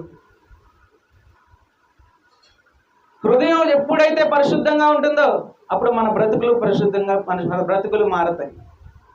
ఎప్పుడైతే మన హృదయం మారుతుందో అప్పుడు మన జీవితాలు మారుతాయి. అందుకే అంటాడు, మీ హృదయాన్ని నాకు ఇవ్వండి, మీ హృదయంలో నాకు చోటు ఇవ్వండి, నేను దాన్ని నూతనంగా చేస్తాను. అది మార్చగలిగే శక్తి ఎవ్వరికీ లేదు. ఏ వైద్యుడి వల్ల కాదు, ఏ మందుల వల్ల కాదు. ఆ పాపానికి విరుగుడు ఎక్కడుందంట? ప్రభు అయిన యేసుక్రీస్తు నామంలోనే ఆ శక్తి ఉంది. ఎవ్వరు ఏ మందుల వలన, ఏ వైద్యుల వలన, ఏ మంత్రాలు చెప్పేవాడి వలన కూడా అది అది ఆ శక్తిని పొందుకోలేము. కానీ ప్రభు అయిన యేసుక్రీస్తు నామంలో ఆ శక్తిని మాత్రం పొందుకోగలుగుతాం. మనం హృదయం అంతా చెడిపోయిన హృదయంతో మనం నిండి ఉంటున్నాం. మనమైతే కానీ వాడు కొత్త బండి కొన్నాడంటే ఆ బండిని చూసి మనం అసూయపడతాం. అరే ఆ బండి నాకు కూడా ఉంటే బాగుండేది కదా, ఆ బండి బాగానే ఉంది వాడికి, కానీ ఆ బండి నాకైతే ఇంకా బాగుండేది కదా. స్త్రీలైతే ఆ చీర కట్టుకుంది, ఆ చీర నేను కట్టుకుంటే ఇంకా బాగుండేది కదా. అటువంటి స్వభావం మనం కలిగి ఉంటున్నాం, అటువంటి అసూయలు మనం కలిగి ఉంటున్నాం, అటువంటి ద్వేషాన్ని మనం హృదయంలో పెట్టుకొని పోషించుకుంటున్నాం. ఈ రోజుల్లో మనం చేస్తున్నది అది. చిన్న చిన్న వాటికి మనం అసూయపడి, చిన్న చిన్న వాటికి ద్వేషాలు పెంచుకొని, చిన్న చిన్న వాటికి మనం కోపాలు పడుతూ, గొడవలు పడుతూ, చిన్న చిన్న వాటికి కేసులు, కోర్టులు అని చెప్పి మన హృదయాన్ని పాడు చేసుకుంటున్నాం. ఎప్పుడైతే మన హృదయం పరిశుద్ధంగా ఉంటుందో, ఎప్పుడైతే మన హృదయం ఆయనకు అప్పగించి ఆయన మన హృదయాన్ని నూతనంగా చేస్తాడో, ఇటువంటి ఆలోచనలు ఏవి కూడా మనకి రావు. ఆయనకు ఇవ్వనప్పుడే, ఆయనకు అప్పగించుకోనప్పుడే, ఆయనను మన హృదయంలో చేర్చుకోనప్పుడే ఇటువంటి ఆలోచనలు మనకు కలుగుతూ ఉంటాయి. ఒక్కసారి మన హృదయాన్ని ఆయనకి ఇస్తే అటువంటి థాట్స్ అనే అటువంటి ఆలోచనలే రావు, కనబడవు. యవనస్తులైతే యవన కాలాన్ని జాగ్రత్తగా కాపాడుకోవాలి. ఉన్నది ఎంతకాలం యవన కాలం? ఉన్న 60-70 సంవత్సరాల యవన కాలం ఎన్నిసార్లు వస్తుంది? ఒక్కసారే వస్తుంది. ఎండాకాలం, వర్షాకాలం, శీతాకాలం లాగా సంవత్సరానికి 3 సార్లు వచ్చినట్టుగా సంవత్సరానికి ఒకసారి యవన కాలం రాదు కదా. ఉన్నది కొంతకాలమే యవన కాలం. ఆ యవన కాలాన్ని జాగ్రత్తగా కాపాడుకోవాలి. యవన కాలాన్ని పరిశుద్ధంగా కాపాడుకోవాలి. యవనుడా, నీ యవనము జాగ్రత్త. నువ్వు యవనంలో ఏం విత్తుతావో వృద్ధాప్యంలో అదే నువ్వు కోస్తావని చెప్తున్నాడు. యవనాన్ని దేవునికి అప్పగించుకోవాలి. దేనికి అప్పగించుకోవాలంటే యవనాన్ని దేవునికి అప్పగించుకోవాలి. యవన కాలంలోనే చెడిపోయేది, యవన కాలంలోనే తప్పిపోయేది. యవన కాలంలో తప్పిపోతే జీవితంలో ఎక్కడ కూడా మనం టర్న్ అవ్వాలి, మారాలన్నా కానీ మారలేం. ఒక్కసారి యవన కాలంలో కనుక దేవుడి వైపు చూసి, దేవుడికి మన హృదయాన్ని అప్పగించుకొని, దేవుడి మన హృదయంలో చేర్చుకొని, ఆయనకి మన హృదయంలో స్థానం ఇస్తే యవన కాలంలోనే మనం దేవుని సన్నిధిలో ఉంటూ వృద్ధాప్యంలో కూడా అదే మనం కోస్తాం. ఇప్పుడు ఏది విత్తుతామో యవన కాలంలో వృద్ధాప్యంలో అదే కోస్తామని చెప్పి ఇక్కడ దేవుడు చెప్తున్నాడు. అట్టి రీతిగా మనం కూడా యవన కాలాన్ని దేవుడికి అప్పగించుకునే వారిలాగా ఉండాలి. యవనస్తులు మరి ముఖ్యంగా కూడా చెడిపోవాలన్నా యవన కాలంలోనే, బాగుపడాలన్నా యవన కాలంలోనే. అదే ఒక టర్నింగ్ పాయింట్ మనుషులకి. కాబట్టి ఉన్నది కొంతకాలం ఆ యవన కాలం, సంవత్సరానికి ఒకసారి వచ్చే కాలం కాదు. ఉన్న 60-70 సంవత్సరాలలో, 60-70 సంవత్సరాలు కూడా ఇప్పుడు ఎక్కడ ఉంటుంది? 30-40 సంవత్సరాలకే అయిపోతుంది. కాబట్టి ఉన్న యవన కాలాన్ని జాగ్రత్తగా కాపాడుకోవాలి. పరిశుద్ధంగా యవన కాలాన్ని కాపాడుకునే వారిలాగా ఉండాలి. అలాగే దొంగతనాలు, పెద్ద పెద్ద దొంగతనాలు చేయవసరం లేదు. మనం చిన్న చిన్న దొంగతనాలు చాలు. ఒక పిల్లోడంట స్కూల్ నుంచి ఇంటికి వచ్చాడంట, ఏడ్చుకుంటా ఇంటికి వచ్చాడంట. తన తల్లి అడిగిందంట, ఏంట్రా ఏడుస్తున్నావు, ఏమైంది నీకు అని అడిగిందంట. ఏమైందనంటే, ఏం లేదు మా టీచర్ కొట్టింది అన్నాడంట. అవునా, టీచర్ ఎందుకు కొట్టింది? ఆగు, మీ నాన్న రాని మీ నాన్నకు చెప్తా అనిందంట. సరే, వాళ్ళ నాన్న కొంతసేపటికి వచ్చాడంట. పిల్లోడిని టీచర్ కొట్టిందంట. తన తల్లి తన తండ్రితో చెప్తే, ఎందుకు కొట్టిందిరా అని తన తండ్రి అడిగితే అన్నాడంట, పక్కనోడి పెన్సిల్ తీసుకున్నానని కొట్టింది. పక్కనోడి పెన్సిల్ ఎందుకు తీసుకున్నావురా? నేను ఆఫీస్ నుంచి తెచ్చిన పెన్సిళ్ళు ఉండేవి కదరా. ఆయన పెద్ద దొంగ, ఈయన చిన్న దొంగ. పక్కనోడి పెన్సిల్ ఎందుకు తీసుకున్నావు? నేను ఆఫీస్ నుంచి తెచ్చిన పెన్నుల పెన్సిల్ ఏమైనాయి, అవి తీసుకెళ్ళొచ్చు కదా అన్నాడంట. చూడండి, ఈ రోజుల్లో పిల్లల్ని కొట్టని తల్లిదండ్రులు కావాలి, కొట్టని టీచర్లు కావాలి కదా. నాకైతే మాత్రం చిన్నప్పుడు కొట్టొద్దని చెప్పారు వాస్తవ స్కూల్లో. కొడితే ఊరుకునేవాళ్ళు కాదు మా తల్లిదండ్రులు. స్కూల్కి వచ్చి కొట్టారని చెప్పి మేము ఒక మాట చెప్తే చాలు వచ్చి డైరెక్ట్ కూర్చునేవాళ్ళు ఆడ. కానీ ఒక హైయర్ క్లాస్కి వెళ్ళిన తర్వాత ఇక వాళ్ళకి ఇష్టం, మీ ఇష్టం అయ్యా అని చెప్పేశారు. అయినా కొట్టినా నేను ఒకసారి ఇంట్లో చెప్పేవాడిని కాదు. ఒక హైయర్ క్లాస్కి వెళ్ళిన తర్వాత వాళ్ళకి వచ్చి మరి క్లాస్ పెరుగుతుంది, మరి చదువుకోవాలి, చదువు రావాలి, ఇంకా గారాబం చేస్తే కుదరదు అనుకొని ఇక మీ ఇష్టం అని చెప్పారు వాళ్ళకి. ఇక వీళ్ళు కొట్టినా నేను ఎందుకు వీళ్ళు ఎటు చెప్పినా వాళ్ళకే చెప్పారు కొట్టమని, ఇక చెప్పినా వేస్ట్లే అని చెప్పి వాళ్ళ ఇష్టానుసారంగా వదిలేసేవాడిని, కొట్టుకోండి అయ్యా అని. కొట్టుకున్నా కానీ ఎందుకంటే క్లాస్ మారుతున్నా, చదువు రావాలి. ఇక అప్పటి నుంచి స్పెషల్ కేర్ తీసుకునేవాళ్ళు. ఇక మనకి తల్లిదండ్రులు కూడా నేను స్కూల్కి వెళ్ళని చెప్పి ఏడ్చేవాడిని కూడా చిన్నప్పుడు అంటే నేను 10వ తరగతి దాకా కూడా స్కూల్కి వెళ్ళాలని ఏడ్చేవాడిని. ఇంకా చిన్నపిల్ల ఉన్నప్పుడైతే నేను లేచిన తర్వాత మా చెల్లి స్కూల్కి రెడీ అవుతుంటే, లేకపోతే పడుకో, స్కూల్ లేదేం లేదు పడుకో అనేవాడిని. లెగితే ఎక్కడ స్కూల్కి రెడీ అవ్వమంటారా అని. ఇప్పుడు అదే తిరిగి పిన్ని వాళ్ళ పిల్లలకి వచ్చిందంట. వాడి కూడా అంట పిల్ల పొద్దున్నే లేచి, చిన్న పిల్ల తెలుసు కదా, ఆ పిల్ల స్కూల్కి వెళ్ళాలి, నేను స్కూల్కి వెళ్ళాలంటే ఆడంటాడంట, స్కూల్ ఏదైనా పడుకో మన మమ్మీ వాళ్ళు లెగుతారంటాడంట. ఇక్కడి నుంచి అక్కడికి వచ్చింది.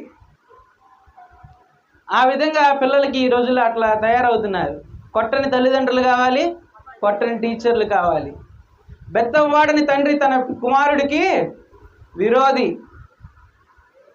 మనది కానిది ఏది కూడా మనం ఆశించకూడదు, మనది కానిది ఏది కూడా మనం పొందుకోవాలని కోరుకోకూడదు. యేసయ్య ఎంతో గొప్పవాడు, ఆయన ప్రేమ ఎంతో గొప్పది. ఆయనకున్నదే మనకి ఇవ్వాలనుకున్నాడు, కానీ వాడి దగ్గర ఉన్నది తీసుకోవాలని అనుకోలేదు. ఆయనకున్నదే ఏది ఉన్నదో అదే ఇవ్వాలనుకున్నాడు. ఏముంటుంది ఆయన దగ్గర? సమస్తం ఆయన దగ్గరే ఉంది. ఏ ఒక్కటి కాదు, ఫోన్ ఒకటి, వాచ్ ఒక్కటే కాదు ఆయన దగ్గర ఉంది, మన వస్త్రాలు ఒక్కటే కదా ఆయన దగ్గర ఉంది, సమస్తం ఆయన దగ్గర ఉంది. కాబట్టి ఆయనకున్నది మనకి ఇవ్వాలని ఆశపడ్డాడు. కానీ మన దగ్గర ఉన్నది తీసుకోవాలి, వాడి దగ్గర ఉన్నది ఆశపడాలి, వాడి దగ్గర ఉన్న దాని గురించి అసూయపడాలి, వాడి దగ్గర ఉన్న దాన్ని ద్వేషం పెంచుకోవాలి అని చెప్పి ఆ విధంగా ఆయన చేయలేదు. ఆయనకున్నది ఇవ్వాలని చెప్పి ఆయన ఏం చేశాడు? ఇష్టపడ్డాడు. అందుకే ఈ చెడిపోయిన హృదయాలంతా తారుమారైపోయినాయి. చెడిపోయిన హృదయాలంతా తారుమారైపోయినాయి. పరిశుద్ధులుగా మీరు జీవించాలని ఆయన ఎన్నుకున్నాడు, కానీ మనం ఏం కోరుకుంటున్నాం? పాపాన్నే కోరుకుంటున్నాం, అసూయల్నే కోరుకుంటున్నాం, గొడవల్నే కోరుకుంటున్నాం, ద్వేషాలనే పెంచుకుంటున్నాం, కానీ పరిశుద్ధులుగా ఉండటానికి ఇష్టపడట్లేదు. అవే మన హృదయంలో ఆయనకి ఒక్క ఛాన్స్ కాదు మనకి ఇస్తుంది, అనేక ఛాన్సులు మనకిచ్చి ఇంకా ఇంకా ఇంకా ఇంకా చోటిస్తారు, ఇంకా తలుపు తీస్తారు, ఇంకా లోపలికి వెళ్ళాలి అని ఎదురు చూస్తున్నాడు. కానీ మనం మాత్రం తలుపేసి నువ్వు రావద్దు అని చెప్పి ఆయన ఆపేస్తున్నాం బయటే.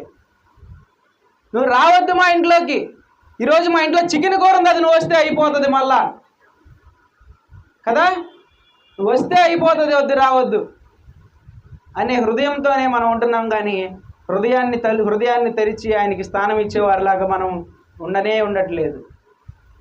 చెడు హృదయాలంతా తారుమారైపోయినాయి. ఈ విధంగా పరిశుద్ధులుగా మీరు జీవించాలని చెప్పి మనల్ని పరిశుద్ధులుగా చేసుకున్నాడు, కానీ మనం మాత్రం పాపులుగానే పాపానికే చోటిచ్చుకుంటూ పాపాన్నే ఎంకరేజ్ చేసుకుంటూ మనం వెళ్ళిపోతున్నాం, కానీ పరిశుద్ధులుగా మాత్రం జీవించట్లేదు. ప్రేమను పొందుకునేవారిలాగా, ప్రేమను చూపించేవారిలాగా ఉండాలి, కానీ అసూయని ద్వేషాలను చూపించుకునేవారిలాగా ఉండకూడదు. ప్రేమను చూపించేవారిలాగా ఉండాలి. నీ దేహము దేవుని కొరకు ఇవ్వండి, వేశ్య కొరకు కాదు. దేని కొరకు ఇవ్వాలంటే దేహాన్ని దేవుని కొరకు ఇవ్వాలి, కానీ వేశ్య కొరకు కాదు. మనం ఏమి చేస్తామో మన పిల్లలు కూడా అదే చేస్తారు. జీన్స్ అంటారు కదా, జీన్స్. ఆ జీన్సే మనం ఎట్లా ఉంటామో, మన ప్రవర్తన ఎట్లా ఉంటుందో, మన నడక ఎట్లా ఉంటుందో, దేవుని సన్నిధిలో మనం ఏ విధంగా కూర్చుంటున్నామో, దేవుని సన్నిధిలో మనం ఏ విధంగా నడుచుకుంటున్నామో అదే కూడా మన పిల్లలు ఫాలో అవుతారు. అదే మన పిల్లలు కూడా ఫాలో అవుతారు. మనం నడుచుకునే విధానాన్ని బట్టి, మన జీవిస్తున్న జీవితాన్ని బట్టి, మన బ్రతుకును బట్టి మన పిల్లలు నడుచుకుంటారు. కానీ మనం ఇష్టానుసారంగా మనం జీవిస్తే, మనం ఇష్టం వచ్చినట్టుగా దేవుని సన్నిధిలో ఉంటే, మనం ఇష్టం వచ్చినట్టుగా దేవునితో ప్రవర్తిస్తే వాళ్ళు కూడా అంతే. ఓకే, ఇదేనేమో దేవుడు అంటే, ఓకే ఇదేనేమో జీవితం అంటే, మా తల్లిదండ్రులు జీవిస్తున్నదేనేమో జీవితం అంటే. ఎందుకంటే పిల్లలు ఫాలో అయ్యేది తల్లిదండ్రులను ఎక్కువ ఫాలో అవుతారు. వాళ్ళు ఎట్లా నడిస్తే అట్లా పిల్లలు నడుచుకుంటారు. ఇదేనేమో జీవితం అంటే అని చెప్పి వాళ్ళు అనుకుంటారు. ఇదేనేమో ఇంకా లైఫ్ అని చెప్పి అదే మార్గాన్ని వాళ్ళు కూడా ఎంచుకుంటారు. కాబట్టి మనం ఎట్లా ఉండాలి? పరిశుద్ధంగా మనం జీవించాలి, దేవుని సన్నిధిలో చక్కగా నడుచుకోవాలి, మన నడకని మార్చుకోవాలి. ఆయన బిడ్డలంగా జీవించినప్పుడు మన బిడ్డలు కూడా ఆయనకి లోబడి జీవిస్తారు. కాబట్టి మనం నడుచుకునే విధానాన్ని, మనం ఉండే విధానాన్ని బట్టి మన బిడ్డలు ఫాలో అవుతారు. కాబట్టి మన నడకను సరి చేసుకొని దేవుని సన్నిధిలో జాగ్రత్తగా ఉండేవారిలాగా మనం కూడా ఉండాలి. ఆయన రక్తంలో కడగబడినప్పుడు దొంగతనాలు, నరహత్యలు, ఒకప్పుడు కుక్కకి రాయేస్తే అది ఊరకు కొడతాం, మనం బెదిరించాలని కొడతాం ఆ కుక్కని. అది పొరపాటున ఇలా కుక్కకు తగులుతుంది. తగిలితే మనం ఒకప్పుడు అయితే అయ్యో కుక్కకి రాయి తగిలిందే అనుకునేవాళ్ళు కదా. పాపం కుక్కకి రాయి తగిలిందే అని బాధపడేవాళ్ళు. కుక్క అనగానే నాకు గుర్తొచ్చేది ఏంటంటే కారుతో ఒకరోజు నాకు కుక్కను గుద్దే పాపం. ఎగ్జామ్కి టైం అవుతుంది మమ్మీకి, 9ంటికి ఎగ్జామ్ అయితే నరసరావుపేటలో 7:30కి ఇంటి దగ్గర బయలుదేరా, 1:30 టైం ఉంది. అందుకోలేము, డాడీ వాళ్ళు అసలు అంతా వద్దు, హోప్స్ వదిలేసుకున్నారు, వద్దు వెళ్ళలేరు వద్దు అని. కాదు నేను తీసుకెళ్తానని చెప్పి బయలుదేరా. సర్లే తిప్పుకొని రావడం వెళ్ళి ఆయిల్ వేస్ట్, మీరు వెళ్ళండి, మీరు చెప్తే వినర్లే అన్నారు. నేను తీసుకెళ్లే బాధ్యత నాది డాడీ అని చెప్పాను. మరి నరసరావుపేట వెళ్ళాలంటే 2 గంటలు పట్టింది గట్టిగా మా ఊరి నుంచి. కానీ బయలుదేరితే కోడూరు నుంచి గుంటూరు 25 నిమిషాలు పట్టింది, గుంటూరు నుంచి నరసరావుపేట 25 నిమిషాలు పట్టింది. అంత స్పీడ్లో మా కాలేజీ దగ్గరికి రాగాలని ఒక కుక్క నేను ఎక్స్ప్రెషన్ క్రాస్ చేస్తుంటే వచ్చి అడ్డం పడింది, దాన్ని గుద్దేశాను. ఎగ్జామ్కి వెళ్తుంది మరి ఆ టెన్షన్, ఎందుకంటే కుక్కను గుద్దాం అదొక బాధ.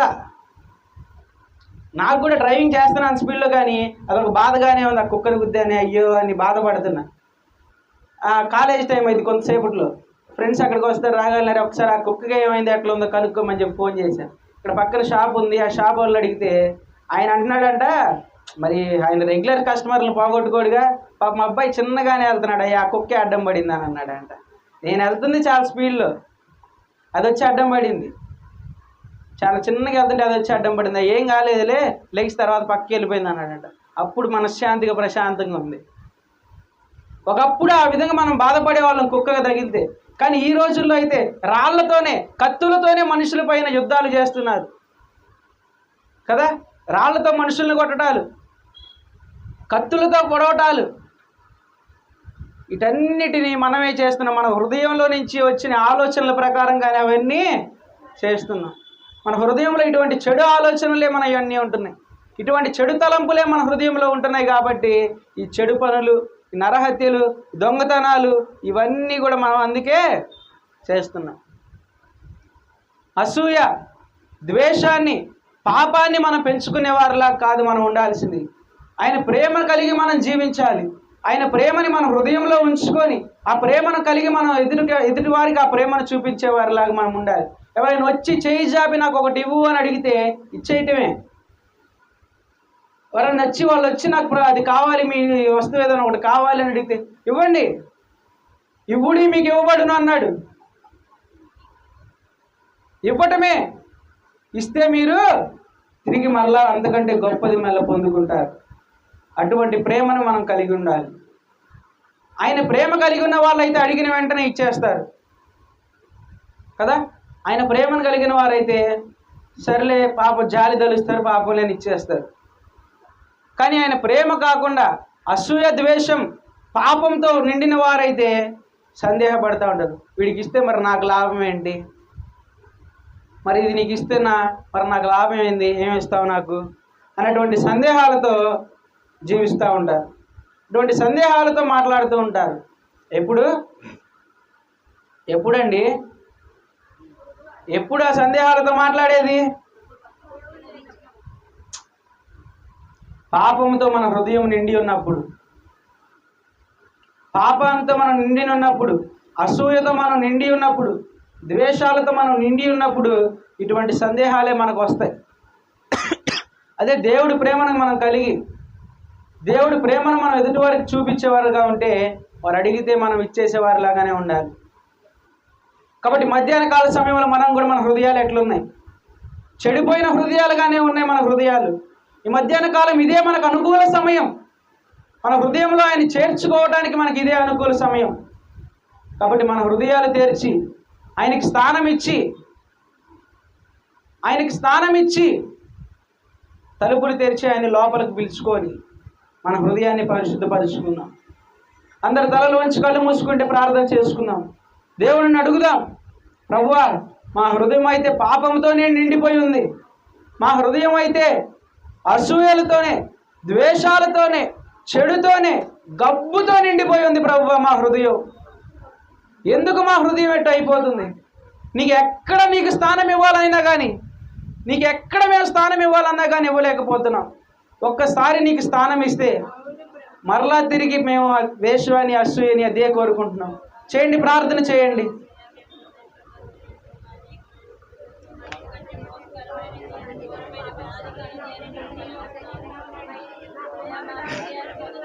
ఎంతో ఘోరమైన హృదయం, ఘోరమైన వ్యాధి కలిగిన హృదయాన్ని మనం జీవిస్తున్నాం. అటువంటి హృదయాన్ని మనం పెట్టుకొని అటువంటి పాపాలతో మనం నిండి ఉండి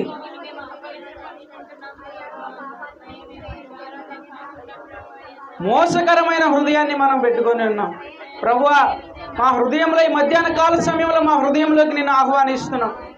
ఈ మధ్యాహ్న కాల సమయంలో ప్రభువా, మీరు మా హృదయాన్ని తీసుకోండి, మా హృదయాన్ని పరిశుద్ధపరచండి, మా హృదయాన్ని నూతనంగా చేయండి తండ్రి.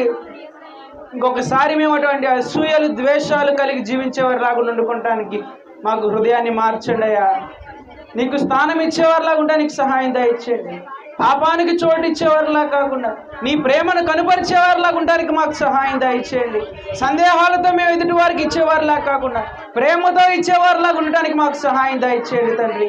అటువంటి ప్రేమను మేము కలిగి జీవిస్తూ ఎదుటి వారికి అదే ప్రేమను మేము చూపించుకుంటూ వారిని కూడా అదే ప్రేమలో నడిపించడానికి మాకు సహాయం దయచేయమని అడుగుతున్నాం తండ్రి. నాయన, ఈ మధ్యాహ్న కాల సమయంలో తండ్రి విన్న వాక్యాన్ని తండ్రి బిడ్డలు ఎక్కడ వ్యర్థపరచుకోకుండా తండ్రి వారి హృదయంలోకి మీకు స్థానం ఇచ్చి వారి హృదయాన్ని మీకు అప్పగించుకొని వారి హృదయాన్ని పరిశుద్ధపరుచుకునే వారిలాగా ఉండడానికి సహాయం దయచేయండి. ఈ వాక్యాన్ని నెవరవేసుకుంటా వారమంతా గడుచుకొని వారి పనుల్లో చేసుకోవడానికి మీరు సహాయం దయచేయమని అడుగుతున్నాం దేవా. ఇక్కడ కూడిన ప్రతి ఒక్క బిడ్డని తండ్రి మీరు దీవించండి, ఆశీర్వదించండి. వారి ఉద్దేశాలని సఫలపరచమని అడుగుతున్నాం దేవా. వారికి ఉన్న బాధలు వారి హృదయంలో పెట్టుకొని కృంగిపోతున్నారు తండ్రి. వారి హృదయంలో మోసుకొని బాధపడిపోతున్నారు దేవా.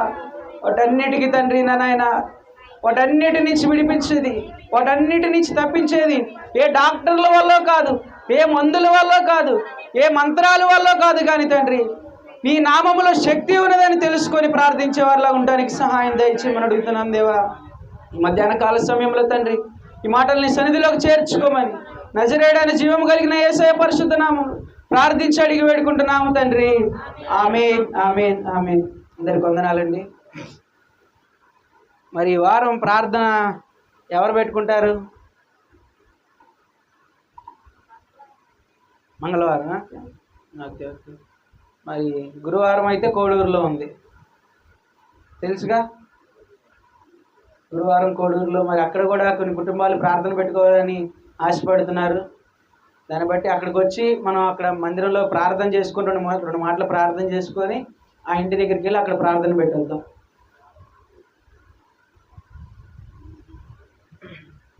టైం చెప్తాడన్నయ్య మీకు, దాన్ని బట్టి ఫాలో.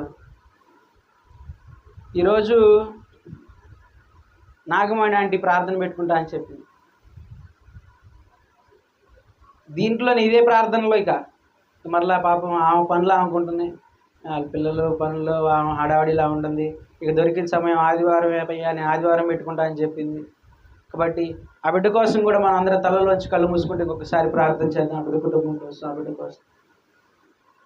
ప్రేమ కలిగిన మా దేవా, కృప కలిగిన మా తండ్రి, మీ బంగారు పాదాలకు వందనాలు, స్తోత్రాలు దేవాలనైనా. ఈ మధ్యాహ్న కాల సమయంలో తండ్రి నాయన నాగమణి ఆంటీని బట్టి ప్రార్థిస్తున్నాము తండ్రి నాయన. ఆ కుటుంబాన్ని బట్టి మేము ప్రార్థిస్తున్నాము తండ్రి నాయన. దేవా, ఆ బిడ్డ తండ్రి నాయన ఈ దినాన తండ్రి ఏ విధంగా అయితే దేవా గృహ కూడికలు మేము ఏర్పాటు చేసుకున్నాము అట్టి రీతిగా తండ్రి ఈ దినాన తండ్రి తల్లి ప్రార్థన పెట్టుకోవాలని అనుకున్నది దేవా. అట్టి ప్రకారంగా ప్రభు నాయన ఆ కుటుంబాన్ని పట్ల మీ ప్రభు ఆ కుటుంబం చుట్టూ మీకు కంచుంచండి తండ్రి. వారు చేస్తున్న పనుల్లో మీరు తోడుగా ఉండండి దేవా. నాగమణి ఆంటీకి మంచి ఆరోగ్యాన్ని దయచేయండి తండ్రి. మంచి శక్తిని బలాన్ని ఆ బిడ్డకు అనుగ్రహించండి దేవా. ఆ బిడ్డలో ఉన్న ప్రతి ఒక్క బలహీనతను తీసివేయమని అడుగుతున్నాం తండ్రి. మంచి శక్తి బలంతో ఆ బిడ్డని లేపమని అడుగుతున్నాం బ్రేవా. మీరు రెక్కల చాటున భద్రపరచుకోండి. అలాగే కుటుంబ రక్షణ కోసం ప్రార్థిస్తున్నాము తండ్రి నాయన. ఇంకాను తండ్రి నాయన కుటుంబంలో రక్షింపబడని వారు ఒకటి ప్రార్థిస్తున్నాం దేవా. వారి రక్షణ మార్గంలో నడుచుకోవడానికి మీరు సహాయం దయచేయండి. నిజమైన దేవుడని తెలుసుకొని నీ నామం తెలుసుకొని ప్రభా ఈ సన్నిధికి వచ్చేవారిలా ఉండడానికి సహాయం దయచేయండి తండ్రి. వారి చుట్టూ మీ కంచి ఉంచండి, భద్రపరచండి తండ్రి. ఇంకాను తండ్రి ఈ సంవత్సరం అంతా కూడా తండ్రి బిడ్డలు ఏ విధంగా అయితే చక్కగా కాపాడారో దేవా ఈ సంవత్సరం అంతా కూడా ప్రభావ వల్ల తండ్రి బిడ్డల చుట్టూ మీ కంచుంచి భద్రపరిచి కాపుదలు అనుగ్రహించండి దేవా. ఎన్నో శోధనలు, ఎన్నో ఆటంకాలు ఎన్ని వచ్చినా కానీ తండ్రి నువ్వు ఉన్నావన్న ధైర్యాన్ని ఆ బిడ్డలకు చూపించమని అడుగుతున్నాను తండ్రి. మీరు ఉన్నారన్న రుజువుని ఆ బిడ్డలకు చూసేవారిలా ఉంటారు. మీరు సహాయం దయచేయమని అడుగుతున్నాను దేవా. ఆ కుటుంబం పట్ల మీ కృపను ఉంచమని అడుగుతున్నాం దేవా. ఆ కుటుంబం కూడా ప్రభా వారి హృదయాల్లోకి తండ్రి నేను చేర్చుకొని ప్రభా చెడు హృదయాలతో ప్రభా చెడు హృదయాన్ని తీసివేసి నూతన హృదయాన్ని మరలా తిరిగి పొందుకునే వాళ్ళగా ఉండడానికి సహాయం దయచేయండి తండ్రి. ఆ కుటుంబంలోకి మీరు ఎప్పుడైతే ఆ కుటుంబాన్ని దర్శిస్తారో తండ్రి ఆ కుటుంబం అంతా రక్షణ పొందుతుంది కదా దేవా. అట్టి పరిస్థితి ఆ కుటుంబం పొందుకునే వాళ్ళగా ఉండడానికి సహాయం దయచేయండి. గొప్ప మేలు ఆ కుటుంబంలో జరిగించమని అడుగుతున్నాం తండ్రి. బిడ్డల్ని బట్టి ప్రార్థిస్తున్నాం తండ్రి. వారికి మంచి ఆరోగ్యాలు శక్తి దయచేయమని అడుగుతున్నాం తండ్రి. నాయన అలాగే శేషన్న వాళ్ళని బట్టి కుటుంబాన్ని బట్టి ప్రార్థిస్తున్నాం తండ్రి. కుటుంబానికి మంచి శక్తిని ఆరోగ్యాన్ని దయచేయండి. బిడ్డల చదువుల్లో మీరే తోడుగా ఉండి నడిపించండి. మంచి ఆరోగ్యాలు అనుగ్రహించమని అడుగుతున్నాను ఆయన. మధ్యాహ్న కాల సమయం ప్రార్థన మీ సన్నిధిలో చేర్చుకోమని ఆ కుటుంబం చుట్టూ మీ కంచుంచి భద్రపరచమని అడుగుతూ నజరేయుడైన జీవము కలిగిన యేసయ్య పరిశుద్ధ నామములో ప్రార్థించి అడిగి వేడుకుంటున్నాం తండ్రి. ఆమేన్ ఆమేన్ ఆమేన్. అందరికి వందనాలండి.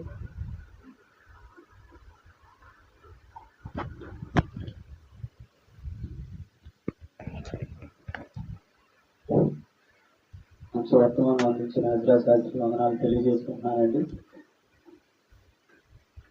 మొట్టమొదట ఒక ఆలోచన వచ్చిందంటే అది ఎక్కడి నుంచి వస్తుంది? హృదయం నుంచి వచ్చి దాని తర్వాత దాన్ని క్రియ రూపంగా బయటకు వస్తుంది.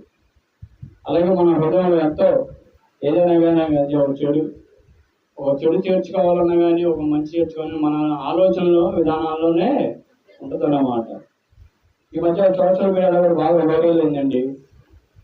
ఇప్పుడు మన శాస్త్రి చెప్పినట్టు ఏదైనా ఒక కుక్కకి ఏదైనా ఒక చిన్న రాయి తగిలితే ఎంత బాధపడతాము, కానీ మనుషులు కత్తులతో నరుకుతం కూడా లైవ్లో వీడియోలో చూసాం మనం.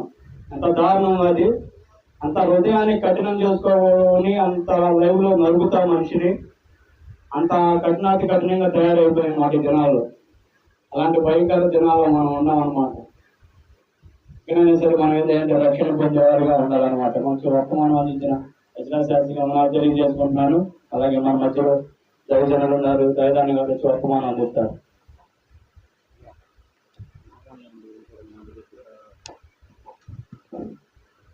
దేవుడు నామానికి స్తోత్రం కలుగుగాక. ప్రియులారా, మనల్ని సజీలకల్లో కాపాడి మనం ఈ స్థితిలో ఉండటానికి దేవుడు మనకిచ్చిన ఈ గొప్ప సమయం, ఎంతో విలువైన ఈ సమయాన్ని మనం జాగ్రత్తగా మనం దేవుడి యొక్క వాక్యాన్ని దేవుడి యొక్క వాక్యానికి లోబడేవారిగా దేవుడి మాట వినేవారిగా మనం జాగ్రత్త పడదాం. దినములు భయంకరంగా ఉన్నాయి. దేవుడి కృపను బట్టి దేవుడి దయను బట్టి మనం ఇంత క్షేమంగా దేవుడు కాపాడుతూ ఉన్నాడు. అందుని బట్టి దేవుని ఎంతో మనం స్థుతించాలి. ఆయనకి ఎంతో కృతజ్ఞతాస్తులు చెల్లిస్తూ ఉండాలి దినదినం. కాబట్టి ఈ యొక్క మధ్యాహ్నకాల సమయంలో దేవుడు నీతో నాతో మాట్లాడుతున్న ప్రతి మాటను మనం ఆలోచించేవారిగా, గ్రహించేవారిగా, దేవుడి ఇష్టాన్ని తెలుసుకునేవారిగా నీవు నేను ఉండాలి. పిల్లలు ఈ లోకంలో జీవించినంత కాలము మనం ఏంటంటే 3 రకాలైనటువంటి మనస్తత్వాలు కలిగినటువంటి మనుషులు ఉంటారు. ఎలాగంటే దేవుని యొక్క వాక్యము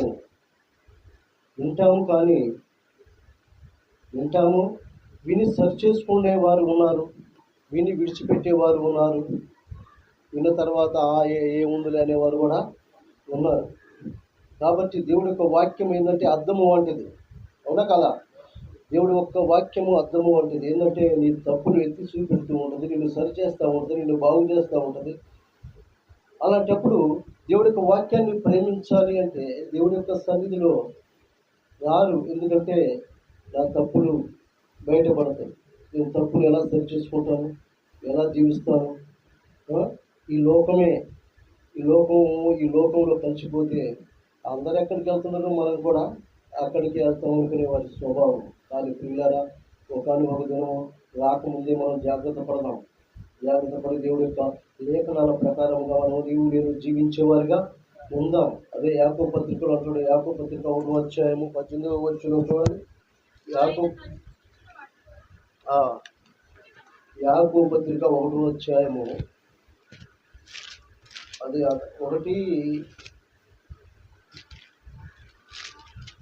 యాకోబు పత్రిక 1వ అధ్యాయము 22 నుంచి చదవండి.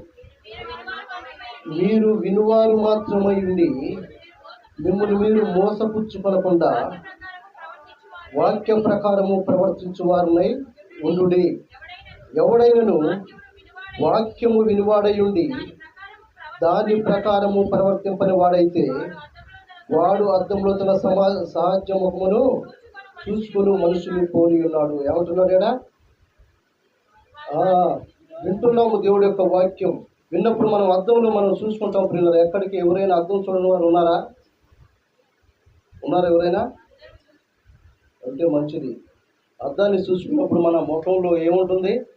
మన ముఖంలో మచ్చ ఉందా ఏముందో చూసుకొని సరి చేసుకుంటాం, అవునా కదా? అలాగే దేవుడి యొక్క వాక్యము కూడా హెచ్చరించేటప్పుడు చూసుకోవాలి. నిజంగానే ప్రభు నేను ఎలా జీవిస్తున్నాను, ఎలా నడుస్తున్నాను, ఎలా నీ యందు విశ్వాసంతో ఉన్నాను, భక్తితో ఉన్నాననేది మనం చూడాలి.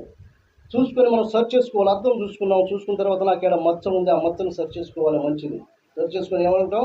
మంచిగా ఉందా నా జుట్టు, మంచిగా వేసుకున్నా నా డ్రెస్సు అని ఎలా చూసుకుంటాం? అలా చూసుకొని మనం వెళ్ళిపోతాం సర్చ్ చేసుకొని. మరలా ఇంకొక రకం ఏంటంటే, ఆ మచ్చ ఉంది కదా, మచ్చ ఉంది నాకు, ఉంటే ఏమైతే అందరికీ ఉంది మచ్చ, నాకు కూడా ఉంది అనుకుంటాం. సర్చ్ చేసుకునేవారు, అవునా కదా? నాకు అందరికీ మచ్చలు ఉన్నాయి, నాకెందుకు, నాకుంటే ఏమైతే ఏం కాదు పూర్తి చేసుకుని పోయేవారు, అవునా కదా? కాబట్టి అలాంటి మనస్తత్వం ఉండకూడదు. ఎందుకంటే నీకు అర్థంలాగా చూపెడుతుంది వాక్యం, నీ తప్పులు, నీ యొక్క నువ్వు చేసే పరిస్థితి, నీ నడక, నీ సమస్తము దేవుడి యొక్క వాక్యం అని అర్థం అన్నాడు. అర్థంలో అయితే మనం ఎలా సెర్చ్ చేసుకుంటామో చూసుకొని మన యొక్క భక్తి మనం ఎలా ఉన్నాము, నా ముఖం మీద ఎలాంటి మచ్చలు ఉన్నాయి ఇవన్నీ సెర్చ్ చేసుకుంటూ ఉంటాం. నాకు ఏమైనా మచ్చ ఉంది, ఆ మచ్చ పోవాలంటే నేను ఏది రాస్తే పోయిద్ది అని మనం ఏ విధంగా ఎదుగుతాం. అలాగే దేవుడి యొక్క సన్నిధిలోకి వచ్చిన నీవు నేను మనకు అర్థం లేక మన యొక్క వాక్యం హెచ్చరిస్తూ ఉంది, చెబుతూ ఉంది. చెప్పినప్పుడు నువ్వు సర్చ్ చేసుకునే జీవితం నీకు ఉందా? సర్చ్ చేసుకోవాలి, జీవించాలి. కాబట్టి ఈ మధ్యాహ్న కాల సమయంలో దేవుడి యొక్క వాక్యం హెచ్చరిస్తూ ఉంది నిన్ను నన్ను. వాక్యం వినివాడై ఉండి దాని ప్రకారముగా ప్రవర్తింపవాడైతే వాడు అద్దములో తన సహజ ముఖమును చూసుకొని మనుషుని పోలి ఉన్నాడు. మనం అలా ఉండకూడదు. అలాగని ఇంకా ఏమంటున్నాడు? వాడు తను చూసుకున్న పోయి తాను ఎట్టివాడో వెంటనే మర్చిపోను కదా. అయితే నియమంలో తేరి చూచి నిలకడగా ఉండువాడెవడో వాడు విని మర్చువాడు కాక క్రియలు చేయవాడై ఉండి తన క్రియల్లో ధన్యుడగును. చూసినా మనం దేవుడి యొక్క క్రియలను మనం చేసేటప్పుడు మనం జాగ్రత్తగా ఉండాలి. ఆయన క్రియల ద్వారాగా ఆయన యొక్క చెప్పిన మాటల లేఖనాల ప్రకారం మనం నడవగలుగుతున్నామా? సర్చ్ చేసుకోవాలి ప్రభు, సర్చ్ చేసుకోవాలి. దేవుడి యొక్క వాక్యం హెచ్చరించేటప్పుడు నా గురించా? నిజమే ప్రభువా, నేను ఎలా ఉన్నాను ప్రభువా, ఇగో నువ్వు హెచ్చరిస్తున్నావు, నీ లేఖనాల ప్రకారం నువ్వు హెచ్చరిస్తున్నావు ప్రభు, నేను ఎలా జీవిస్తున్నాను, ఎలా నేను భక్తితో విశ్వాసంతో నేను నడవగలుగుతున్నాను, అవునా కదా? హెచ్చరిస్తుంది దేవుడి యొక్క వాక్యం. అలాగే మనం అంటాము, మనం అటు కాకుండా ఇటు కాకుండా విశ్వాసంలో ఉండకుండా అవిశ్వాసంలో ఉండలేవు, అటు ఇటుగా ఉంటాం, నిలువెచ్చని స్థితిలో ఉన్నాం. నిలువెచ్చని స్థితిలో ఉన్నప్పుడు దేవుడు ఏమన్నాడు అని ఉమ్మివేయబడతాం. ఇటన్నా ఒక రకంగా ఉండాలి కదా. చూసుకున్నావు, సర్చ్ చేసుకోవాలి. సర్చ్ చేసుకోకుండా నీ ఇష్టానుసారంగా ఉంటే దేవుడు ఊరుకోడు. అందుకోసం అదే అంటాడు ప్రకటన గ్రంథంలో, ప్రకటన గ్రంథము 3వ అధ్యాయం 14-15 చూడండి. ప్రకటన గ్రంథం 3వ అధ్యాయము 14-15 వచనాలు సంఘపు దూత ఇలాగా తెలియజేస్తాం. చెప్పు సంగతులు ఏమనగా, నీ క్రియలను నేను ఎరుగుదును, నువ్వు చల్లగానే వెచ్చగానే ఉండక ఉండినా మేలు ఉండక నిలువెచ్చని స్థితిలో ఉన్నావు కాబట్టి నేను నిన్ను ఆ స్థితి రాకూడదు. ఆ స్థితి వస్తే ఫలితం ఏముంది? ఆ స్థితి రాకుండా మనం జాగ్రత్తగా, నేను ఎప్పుడు దేవుడి యొక్క లేఖనాలు హెచ్చరించినాయో, నిజంగానే ప్రభువా నా తండ్రి, నేను ఈ అర్థంలో నీ వాక్యంలో నీ యొక్క హెచ్చరిస్తూ ఉంటే నేను నా బ్రతుకు ఎలా ఉంది, నా జీవితం ఎలా ఉంది, నా నడక, నా పడక, నా సమస్తం ఎలా ఉంది ప్రభువా, నేను సరిగా నడవగలుగుతున్నానా, సరిగా జీవించగలుగుతున్నానా? నన్ను హెచ్చరిస్తున్నాయి ప్రభువా. నీ లేఖనాలు హెచ్చరించినప్పుడు నేను ఏ విధంగా ఉన్నాను, ఏ విధంగా జీవిస్తున్నాను, ఏ విధంగా బ్రతుకుతున్నాను ఈ లోకంలో అనేది నువ్వు ఆలోచించగలుగుతున్నావా? ఎన్నో మాటలు హెచ్చరిస్తూ ఉన్నారు దైవజనులు, ఏ విధంగా వింటూ ఉన్నావు, విని విడిచిపెట్టేవారిగా ఉంటున్నావేమో. కాబట్టి విన్న ప్రకారంగా జీవించేవారిగా ఉండాలి. దేవుడి యొక్క లేఖనాలు తెలియజేస్తూ ఉన్నాయి. కాబట్టి మనల్ని హెచ్చరిస్తున్నా నీవు నేను ఆ విధంగా ఉంటే నిష్ప్రయోజనం అయిపోతాం, దేనికి పనికి రాకుండా వెళ్ళిపోతాం. ఎందుకంటే దేవుడి యొక్క ఆత్మ, పరిశుద్ధాత్మ మనకి తోడైన మనల్ని హెచ్చరిస్తూ ఉంటుంది. ఆత్మ లేనప్పుడు మనం ఏమి చేయలేము. పరిశుద్ధాత్మ, ఇందాక సౌలు గారు పరిశుద్ధాత్మ కోల్పోయినప్పుడు ఏం చేశాడు? వినాశనానికి వెళ్ళిపోయాడు. తన మరణం తానే ఎత్తుకున్నాడు. దేవుడి యొక్క ఉన్నంతసేపు మనకు ఆయుష్, ఆరోగ్యము సమస్తము ఇచ్చినంతసేపు మనం ఎప్పుడు దేవుణ్ణి కొనియాడం. దేవుడు అంటే అయిష్టంగా ఉంటాం. కాబట్టి నీకు ఇచ్చిన దినాల్లో, నీకు ఇచ్చిన ఆయుష్ దినాల్లో ఆరోగ్యం ఇస్తూ, ఆనందం ఇస్తూ, సంతోషం ఇస్తూ, నీకు అన్ని సమృద్ధిగా ఇస్తుంటే దేవుడు తెలియజేస్తూ ఉంటే, హెచ్చరిస్తూ ఉంటే లేఖనాలు ఎలాంటి తెలియజేస్తూ ఉన్నాయి. నీ కొరకై నా కొరకు రాయించిన ఈ యొక్క గ్రంథం, జీవ గ్రంథం, ఈ యొక్క 66 పుస్తకాల చేత రాయబడిన ఈ జీవ గ్రంథంలో నీ కొరకై నా కొరకై రాయించిన గ్రంథం ఇది. నువ్వు ఎలా బ్రతకాలి, ఎలా జీవించాలి, ఈ లోకంలో ఉన్నప్పుడు ఏ విధంగా నేను హెచ్చరిస్తున్నాడు అని చెప్పి రాయించిన ఈ గ్రంథంలో నువ్వు తెలియకుండా ఉన్నావు. అదే యెషయా గ్రంథంలో అంటాడు చూడండి. యెషయా గ్రంథం 57వ అధ్యాయం 10వ వచనం చూడండి. యెషయా గ్రంథం 57వ అధ్యాయము 15వ వచనం. మహాగణుడును మహోన్నతుడును పరిశుద్ధుడు నిత్య నివాసుని వాడైన ఇలాగూ సెలవిచ్చుచున్నాడు. నేను మహోన్నతమైన పరిశుద్ధ స్థలంలో నివసించువాడును. ఏమంటున్నాడు ఆయన? పరిశుద్ధుడు, నిత్య నివాసి, నిత్యం ఉండేవాడు. నిత్యం ఉండేవాడి దగ్గర మరి మనం కూడా అక్కడ ఉండాలంటే మనం ఎలా ఉండాలి? అక్కడ ఈ లోకంలో ఉన్నంతసేపే జాగ్రత్తగా మనం సర్చ్ చేసుకుంటూ ఉండాలి. మన జీవితాలు హెచ్చరిస్తూ ఉంటుంటే దేవుడి యొక్క లేఖనాలు జాగ్రత్తగా మనం ఉండాలి. ఉండకుండా నీ ఇష్టానుసారంగా జీవించినట్లయితే దేవుడి లేఖనాలు హెచ్చరించినప్పుడు నువ్వు సరి చేసుకుని జీవించాలి. అదే అంటున్నాను, నేను మహోన్నతమైన స్థలములలో పరిశుద్ధ స్థలములు నివసించువాడను.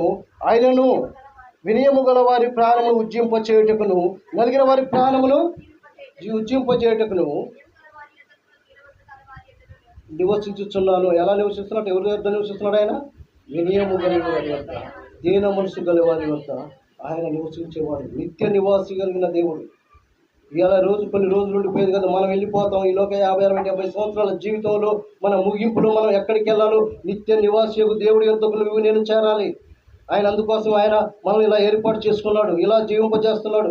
ఇలా ఉంటున్నాం, ఆయన సన్నిధిలో మొరపెట్టుకుంటున్నాం, గోదాడుకుంటున్నాం, ప్రార్థించుకుంటున్నాం. ఎందుకు? ఆ నిత్య నివాస స్థలంలో నీవు ఆయన దగ్గర మనం ఉండాలని ఆయన కోరుకుంటున్నాడు. కోరుకోకుండా ఆయన కోరుకుంటుంటే మనం ఏం చేస్తున్నాం?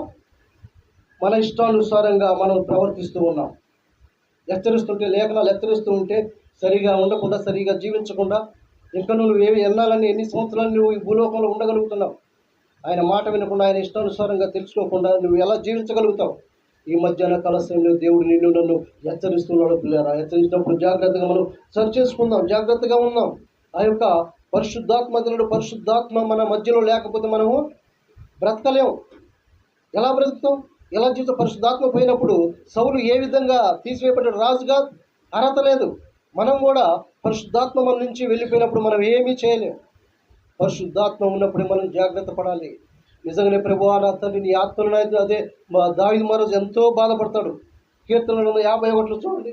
కీర్తనలు 51వ అధ్యాయము 11వ వచనంలో, నీ పరిశుద్ధాత్మ నా నుంచి తీసివేయకున్నాయనా అని చెప్పి ఆయన, నీ సన్నిధిలో నన్ను త్రోసివేయకము, నీ పరిశుద్ధాత్మ నా ఎదురు నుండి తీసివేయకము. పరిశుద్ధాత్మ మనతో ఉండకపోతే, ఎందుకంటే ఆయన ఆత్మ లేకపోతే మనం జీవించలేము. అందుకోసమే ఆత్మయే జీవింపజేసిన శరీరము నిష్ప్రయోజనమైంది అన్నాడు. ఆయన ఆత్మను మనకి దయచేసి ఉన్నాడు. ఆత్మ వల్ల మనం జీవిస్తున్నాం, బ్రతుకుతున్నాం, చలిస్తున్నాం, నడుస్తున్నాం, సమస్తము జరిగిస్తున్నవాడు. నువ్వు అనుకుంటున్నావు నా జ్ఞానము, నా తెలివి, నాకు బలం ఉంది, నాకు ఆరోగ్యం ఉంది అనుకుంటున్నావేమో. ఆరోగ్యం ఉన్నప్పుడే మనం జాగ్రత్త పడవలసిన దేవుడు. దావీదు మహారాజు ఉండే ఆయన ఏ విధంగా కూడా, తండ్రి నీ పరిశుద్ధాత్మను నా ఎదురు నుండి తీసివేయకు ప్రభు. ఆ పరిశుద్ధాత్మ పోతే నేను బ్రతకను, జీవించను, ఈ లోకంలో పాడైపోతాను ప్రభు, ఈ లోకంలో నశించిపోతాను ప్రభు. మరి అలాంటి పరిశుద్ధాత్మను నీవు నేను పొందుకొని ఉన్నప్పుడు జాగ్రత్తగా ఉండాలి ప్రియులారా. అలా జాగ్రత్తగా ఉన్నప్పుడే దేవుడు మనకు తోడై ఉంటాడు, సమస్తం నడిపిస్తూ ఉంటాడు. మరి ఆ పరిశుద్ధాత్మ పోయిన తర్వాత మనం ఏమీ చేయలేం. అదే అంటాడు యోహాను సువార్త చూడండి ఒకసారి. యోహాను సువార్త 7వ అధ్యాయంలో, యోహాను సువార్త 7వ అధ్యాయం 51లో అంటున్నాడు, ఎల్లప్పుడూ పరిశుద్ధాత్మ. యోహాను సువార్త 7:51 అతడు ఒక యోహాను సువార్త 7:51 చదవండి. వెనుక మునుపును తెలుసుకోక మునుపును అడుగుగా వారు, నీవు గలిలయుడవా విచారించి చూడుము. ఏ ప్రవక్తయు పుట్టడనియు ఎవరి ఇంటికి వారి ఎవరి సొంత 7:51 చదివింది. అపోస్తుల కార్యం 7:51 చదవండి. అపోస్తుల కార్యములు 7వ అధ్యాయము 51వ వచనము.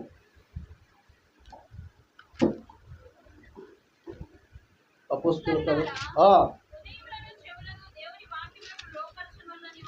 ఆ లోపర్చన వారా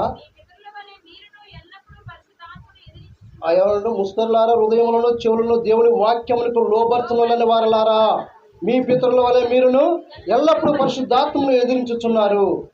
ఏదంటే పరిశుద్ధాత్మను ఎదిరించుచున్నారు. పరిశుద్ధాత్మ లేకపోతే నీవు జీవించలేవు, బ్రతకలేవు, ఉండలేవు. ఎందుకంటే పరిశుద్ధాత్మే జీవింపజేస్తున్నది. ఎందుకంటే మనలో ఉన్నటువంటి ఆత్మ జీవము కలిగినటువంటి ఆత్మ. ఆ ఆత్మను వ్యతిరేకించి ఆత్మను ఇష్టానుసారంగా నీవు జీవించకపోయినట్లయితే ఏమంటున్నాడు? ఎల్లప్పుడూ ఉండే పరిశుద్ధాత్మను మనం పోగొట్టుకున్నట్లయితే మనము ఈ లోకంలో మనం బ్రతకలేము. కాబట్టి ఈ యొక్క మధ్యాహ్న కలశంలో దేవుడు వేస్తున్నాడు. అదే ఎఫెసీయులకు రాసిన పత్రికలో అంటాడు. చూడండి ఒక మాట, ఎఫెసీయులకు రాసిన పత్రిక 4వ అధ్యాయము 30వ వచనంలో ఏమంటున్నాడు? ఎఫెసీయులకు రాసిన పత్రిక 4వ అధ్యాయము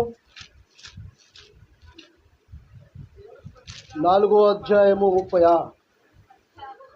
ఆ దేవుడు పరిశుద్ధాత్మను దుఃఖపరచకుడి, విమోచన దినం వరకు ఆయన యందు మీరు ముద్రింపబడి ఉన్నారు. సమస్తమైన ద్వేషమును, కోపమును, క్రోధమును, అలయు, దూషణ, సకలమైన దుష్టత్వమును మీరు విసర్జించుడి.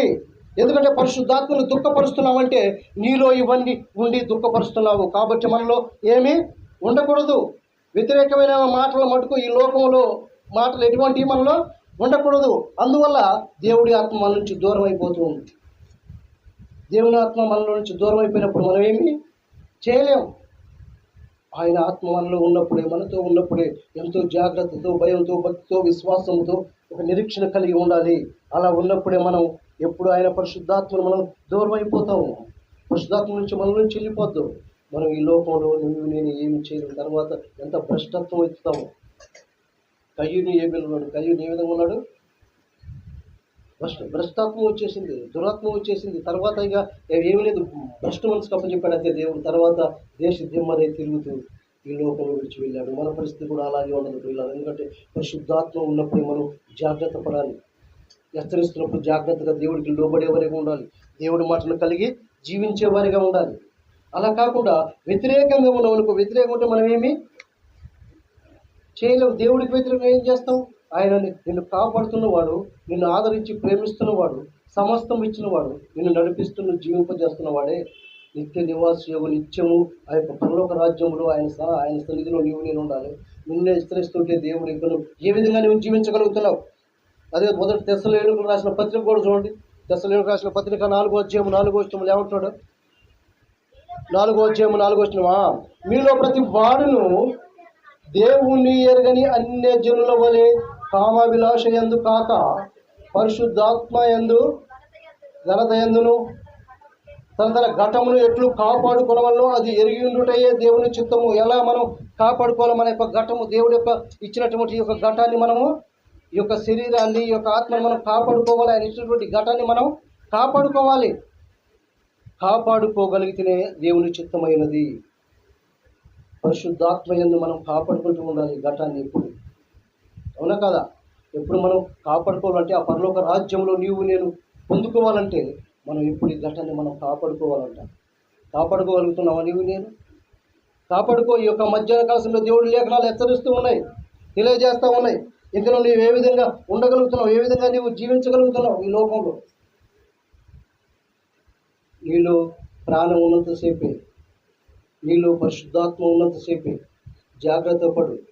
అజాగ్రత్తగా ఉన్నావు ఆ యొక్క భయంకరమైన పరిస్థితిలోకి వెళ్ళిపోతాం. కాబట్టి దేవుడు నిన్ను నన్ను హెచ్చరిస్తూ ఉన్నాడు. కాబట్టి ఈ మధ్యాహ్న కాల సమయంలో మనం ఎంతో జాగ్రత్తగా ఉండాలి పిల్లలు. జాగ్రత్తగా మనం దేవుడి యొక్క లేఖనాల ప్రకారంగా మనం హెచ్చరిస్తూ ఉండాలి. కాబట్టి ఈ యొక్క మధ్యాహ్న కాల సమయంలో దేవుడు అదే కొరింథీయులకు రాసిన పత్రిక కూడా అంటారు చూడండి. కొరింథీయులకు రాసిన పత్రిక 6వ అధ్యాయము 19వ వచనంలో ఏమంటున్నాడో చూద్దాం. చూడండి, మీ యొక్క దేవుని ఆలయము, ఈ దేహము దేవుడి వలన మీకు అనుగ్రహింపబడి మీలోనున్న పరిశుద్ధాత్మకు ఆలయమై ఉన్నది. కృష్ణ మీలోనున్న పరిశుద్ధాత్మకు ఆలయమై ఉన్నదని మీరు ఎరుగురా. మీరు మీ సొత్తు కారు, విలువ పెట్టి కొన్నవారు. మీరు ఈ దేహంతో ఎవరిని మయపరచాలి? దేవుని మయపరచాలి. మీరు విలువ పెట్టి కొన్నవారు, విలువ పెట్టి కొన్నవారిని మీరు దేవుడి చేత హెచ్చరిస్తుంటే మీరు ఇంకా ఏ విధంగా ఉంటున్నారు? ఈ దేహం నీదనుకుంటున్నావా? దేవుడు నివసించవలసిన ఈ యొక్క దేవాలయములో, నివసించిన ఈ యొక్క ఆలయాన్ని పాడు చేయొద్దంటాడు దేవుడు. నీ పరిశుద్ధాత్మ ద్వారా నింపుకొని ఈ లోకాన్ని జయించే వారు ఉన్నారు. ఎప్పుడు ఆ పరిశుద్ధాత్మ మనలో ఉంటుందో అనేకమైన విజయాలు చూస్తాం, అనేకమైన సంతోషం, ఆనందం మనకు ఉంటుంది. ప్రియులారా, ఈ పరిశుద్ధాత్మ పోయిన తర్వాత మనం ఏమీ చేయలేం. పరిశుద్ధాత్మ మనం ఉన్నప్పుడే మనం దేవుడి యొక్క వాక్యానుసారంగా మన ఊరేళ్ళు జీవించగలుగుతామని దేవుడి లేఖనాలు హెచ్చరిస్తూ ఉన్నాయి. అదే అపోస్తుల కార్యంలో 1:18 చూడండి ఏమంటున్నాడు. అపోస్తుల కార్యం 1:18 వచ్చినప్పుడు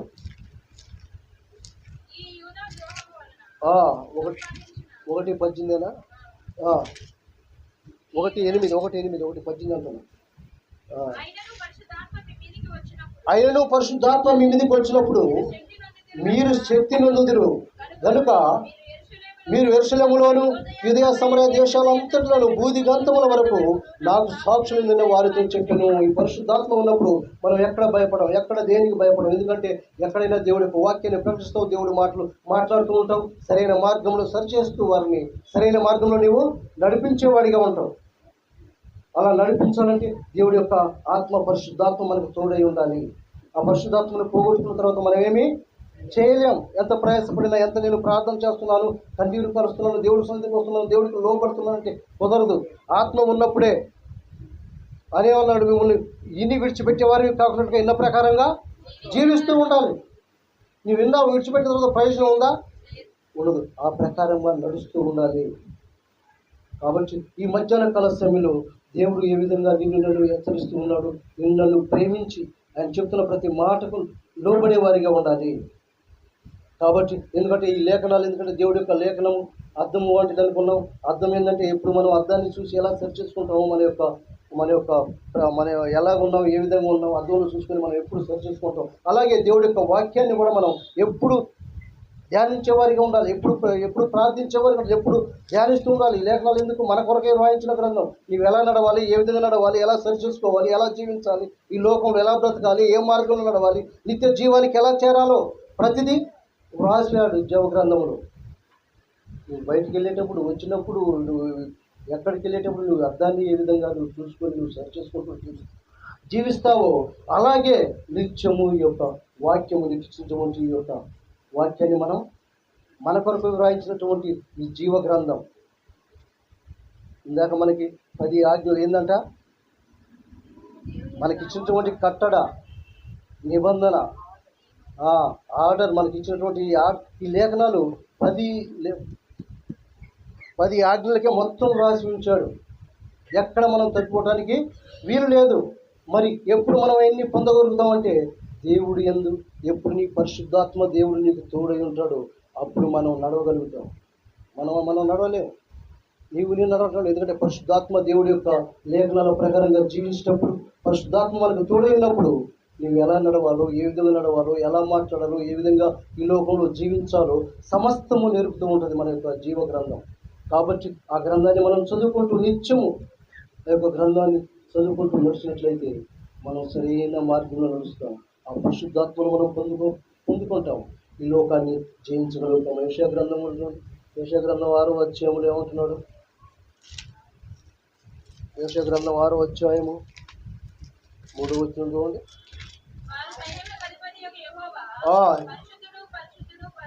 పరిశుద్ధుడు పరిశుద్ధుడు పరిశుద్ధుడు, సర్వలోకము ఆయన మహిమతో నిండి ఉన్నది అని గొప్ప స్వరంతో గాన ప్రతిగానము చేయించుండిరి. ఏమంటాడు? వారు సైన్యములకు అధిపతిగా యెహోవా పరిశుద్ధుడు పరిశుద్ధుడు పరిశుద్ధుడు అని గాన ప్రతిగానం చేస్తూ ఉన్నారంట. మరి మనం పరిశుద్ధుడు, మనం ఎలా ఉన్నాం? నేను పరిశుద్ధుడు కాబట్టి మీరును పరిశుద్ధులై ఉండుడి. మనలో పరిశుద్ధత ఉందా? ప్రేమ కలిగి ఉన్నావా? ఎలా జీవిస్తున్నాం? ఎలాగున్నాం? మన బ్రతుకు, మన జీవితం ఎలాగుంది? ఎలా ఉన్నారు? ఇతరులు మనం చూసినప్పుడు వీళ్ళు దేవుడి యొక్క సన్నిధికి వెళ్ళేవారే, దేవుడిని కలిగి ఉన్నవారే ఏ విధంగా ఉన్నారో వాళ్ళ ప్రవర్తన, వారి మార్గములు, వారి ఆలోచనలు, వారి తలంపులు ఏ విధంగా ఉన్నాయి అనేది ఆలోచిస్తూ ఉంటారు. అవునా కాదా? అలా ఆలోచించినప్పుడు మరి మన ప్రవర్తన ఏ విధంగా ఉంది? దేవుడి సన్నిధిలో ఉంటున్న నీవు నేను దేవుడి సన్నిధి కలిగి ఉన్నాము కాబట్టి మనం కూడా జాగ్రత్తగా ఉండాలి. వారు పరిశుద్ధులు, వారు దేవుని కలిగి ఉన్నవారు, దేవుడి మాట వినేవారు, దేవుడికి లోబడేవారు, ఎటువంటి లోకానుసారంగా నడిచేవారు కాదు. ఒక ప్రత్యేకించబడిన వారిగా నీవు నేను ఉండాలి. అలా ఉన్నప్పుడు పరిశుద్ధాత్మ మనకు తోడై ఉండి సమస్తాన్ని, ఈ లోకాన్ని ఎలా నడవాలో, ఏ విధంగా నడవాలో, ఎలాంటి మార్గంలో ఉండాలో నీకు తెలియజేస్తూ ఉంటుంది, హెచ్చరిస్తూ ఉంటుంది, నిన్ను గద్దిస్తూ ఉంటుంది. కాబట్టి అలాంటి యొక్క జీవము కలిగినటువంటి వాక్యాన్ని మనం నిత్యము ధ్యానిస్తూ ఉండాలి. నిత్యము ప్రార్థించేవారిగా, నిత్యము సంతోషంతో మనము ఆదరము తోడిని నడిపించే వాక్యాన్ని మనం వదిలిపెట్టి మనం ఈ లోకానుసారంగా ఉంటున్నాము, ఈ లోకానుసారంగా జీవిస్తున్నాము. కాబట్టి ఈ లోకం అశాశ్వతమైనది, ఎన్నికలేనిదండి. రేపటి దినం అంతా కాదు, ఏ దినమున ఏం సంభవిస్తుందో మనకి తెలియదు. కాబట్టి ఈ దినమంతా జాగ్రత్త పడాలి, జాగ్రత్తగా ఉండాలి. హెచ్చరిస్తున్నవాడు నన్ను దేవుడి యొక్క లేఖనాలు హెచ్చరించినప్పుడు నేను సెర్చ్ చేసుకోవాలి. నిజంగా ప్రభావ నా కొరకు హెచ్చరిస్తున్నావు ప్రభావ, నా జీవితం ఎలా ఉంది, నేను ఎలా జీవిస్తున్నాను, ఎలా నడుస్తున్నాను, ఏ మార్గంలో నేను ఉన్నాను ప్రభావ. ఇంకా నేను నశించిపోతానేమో, నా తండ్రిగా నశించిపోకుండా హెచ్చరిస్తున్నావు, నన్ను ప్రేమిస్తున్నావు, నన్ను ఆదరిస్తున్నావు ప్రభావ. అందుని బట్టి నీకు వందనాలు తండ్రి అని చెప్పి ప్రార్థించే వారికి ఉన్నావా? దేవుడు ఇస్తున్న అపోస్తుల కార్యంలో 2వ అధ్యాయం చూడండి పిల్లరా. అపోస్తుల కార్యములు 2వ అధ్యాయము 35 చూడండి. మీరు మారు మనసు పొంది పాప క్షమాపణ నిమిత్తము ప్రతి వాడు యేసుక్రీస్తు నామములో మారు మనసు పొంది పరిశుద్ధాత్మ ఇప్పుడు వస్తుంది మనకి. మారు మనసు పొందినప్పుడు పరిశుద్ధాత్మ మనకి వస్తుంది. ఆయన మన నుండి నడిపిస్తూ ఉంటాడు. అప్పుడు పొందుకుంటాం పరిశుద్ధాత్మ. ఆ పరిశుద్ధాత్మ ఉన్నప్పుడు మనల్ని సరి చేస్తూ ఉంటుంది, మనల్ని నడిపిస్తూ ఉంటుంది. నీవు ఎలా జీవిస్తున్నావు, ఎలా నడుస్తున్నావు, ఎలాంటి మార్గంలో నువ్వు ఉన్నావు, తప్పిపోతున్నావేమో మనల్ని హెచ్చరిస్తూ ఉంటుంది. కాబట్టి ఆ పరిశుద్ధాత్మను పొందుతున్న నీవు నేను జాగ్రత్త పడదాం. నిజంగానే ప్రభా నీ లేఖనం ఎలా హెచ్చరిస్తున్నాయి ప్రభా, నేను ఎలాగున్నాను, ఎలా జీవిస్తున్నాను, ఎలా నడుస్తున్నాను ప్రభా. ఈ లోకం అయితే నా తండ్రి భయంకరంగా ఉంది, భయంకరమైన స్థితిలో ఉంది, భయంకరమైన ఈ లోకంలో మనం తిరుగుతూ ఉన్నాం. మరి నీవు నేను కాపాడుకోవాలంటే ఎంతో జాగ్రత్త ఉండాలి, ఎంతో భక్తిలో, విశ్వాసములో జాగ్రత్తగా మనం మలుగుతూ ఉండాలి. మరి ఉంటున్నావా నీవు నేను అలా ఉండాలి పిల్లలు. అలా ఉన్నప్పుడే దేవుడి యొక్క లేఖనం ద్వారా హెచ్చరించినప్పుడు మనం జాగ్రత్త పడగలుగుతాం. ఎందుకంటే ఆ సొదొమ గొమొర్రా పట్టణాలు మనం చూసాం.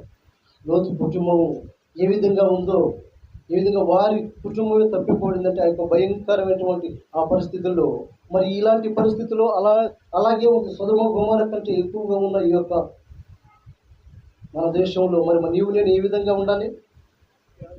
ఎంతో జాగ్రత్త కలిగి ఉంటేనే, పరిశుద్ధాత్మను కలిగి ఎప్పుడు మనం కాపాడుకుంటూ వాక్యానుసారంగా జీవిస్తూ మనం పొందితేనే తప్ప మనం ఆ యొక్క స్థితిలో ఉండలేము. కాబట్టి ఈ యొక్క మధ్యాహ్న కాల సమయంలో జాగ్రత్త పడదాం, జాగ్రత్తగా ఉందాం. అలా జాగ్రత్త పడినప్పుడే మనం ఈ లోకాన్ని జీవించేవారిగా ఉంటాం. ఎందుకంటే అలాంటి పరిశుద్ధాత్మను నీవు నేను కలిగి ఉంటాం. అలా కలిగి ఉన్నప్పుడు మనం ఈ లోకంలో దేవుడు నిన్ను తలగానే ఉంటుంది, కానీ త్వరగా ఉంటుంది. అలాంటి జీవము కలిగిన దేవుడు, గొప్ప దేవుడు మనకు ఉన్నాడు. మరి ఆ దేవుని విడిచిపెట్టి మనం ఎక్కడ బ్రతకలేము. నువ్వు అనుకుంటావు నేను బ్రతకగలుగుతాను, జీవించగలుగుతాను, నేను బాగానే ఉన్నాను అనుకుంటావేమో, కానీ నీ ఉండలేవు పిల్లలు. ఎందుకంటే పరిశుద్ధాత్మను కలిగినప్పుడు ఆయనే నడిపిస్తాడు, ఆయనే జరిగిస్తాడు, సమస్తం మనం నడిపించేవాడు. కాబట్టి ఈ మధ్యాహ్న కాల సమయంలో అలాంటి గొప్ప దేవుడు మనకున్నాడు. కాబట్టి అలాంటి జీవముల దేవుడు మనకున్నాడు. కాబట్టి నీవు నేను ఏ విధంగా ఉన్నావు తండ్రి నాయన, ఈ పరిశుద్ధాత్మను పొందుకుని ప్రభువ ఈ లేఖనాల ప్రకారంగా జీవించగలుపు నాకు దయచేయ ప్రభువ. నా తండ్రి ఆయన సౌలు పోగొట్టుకున్నాడు.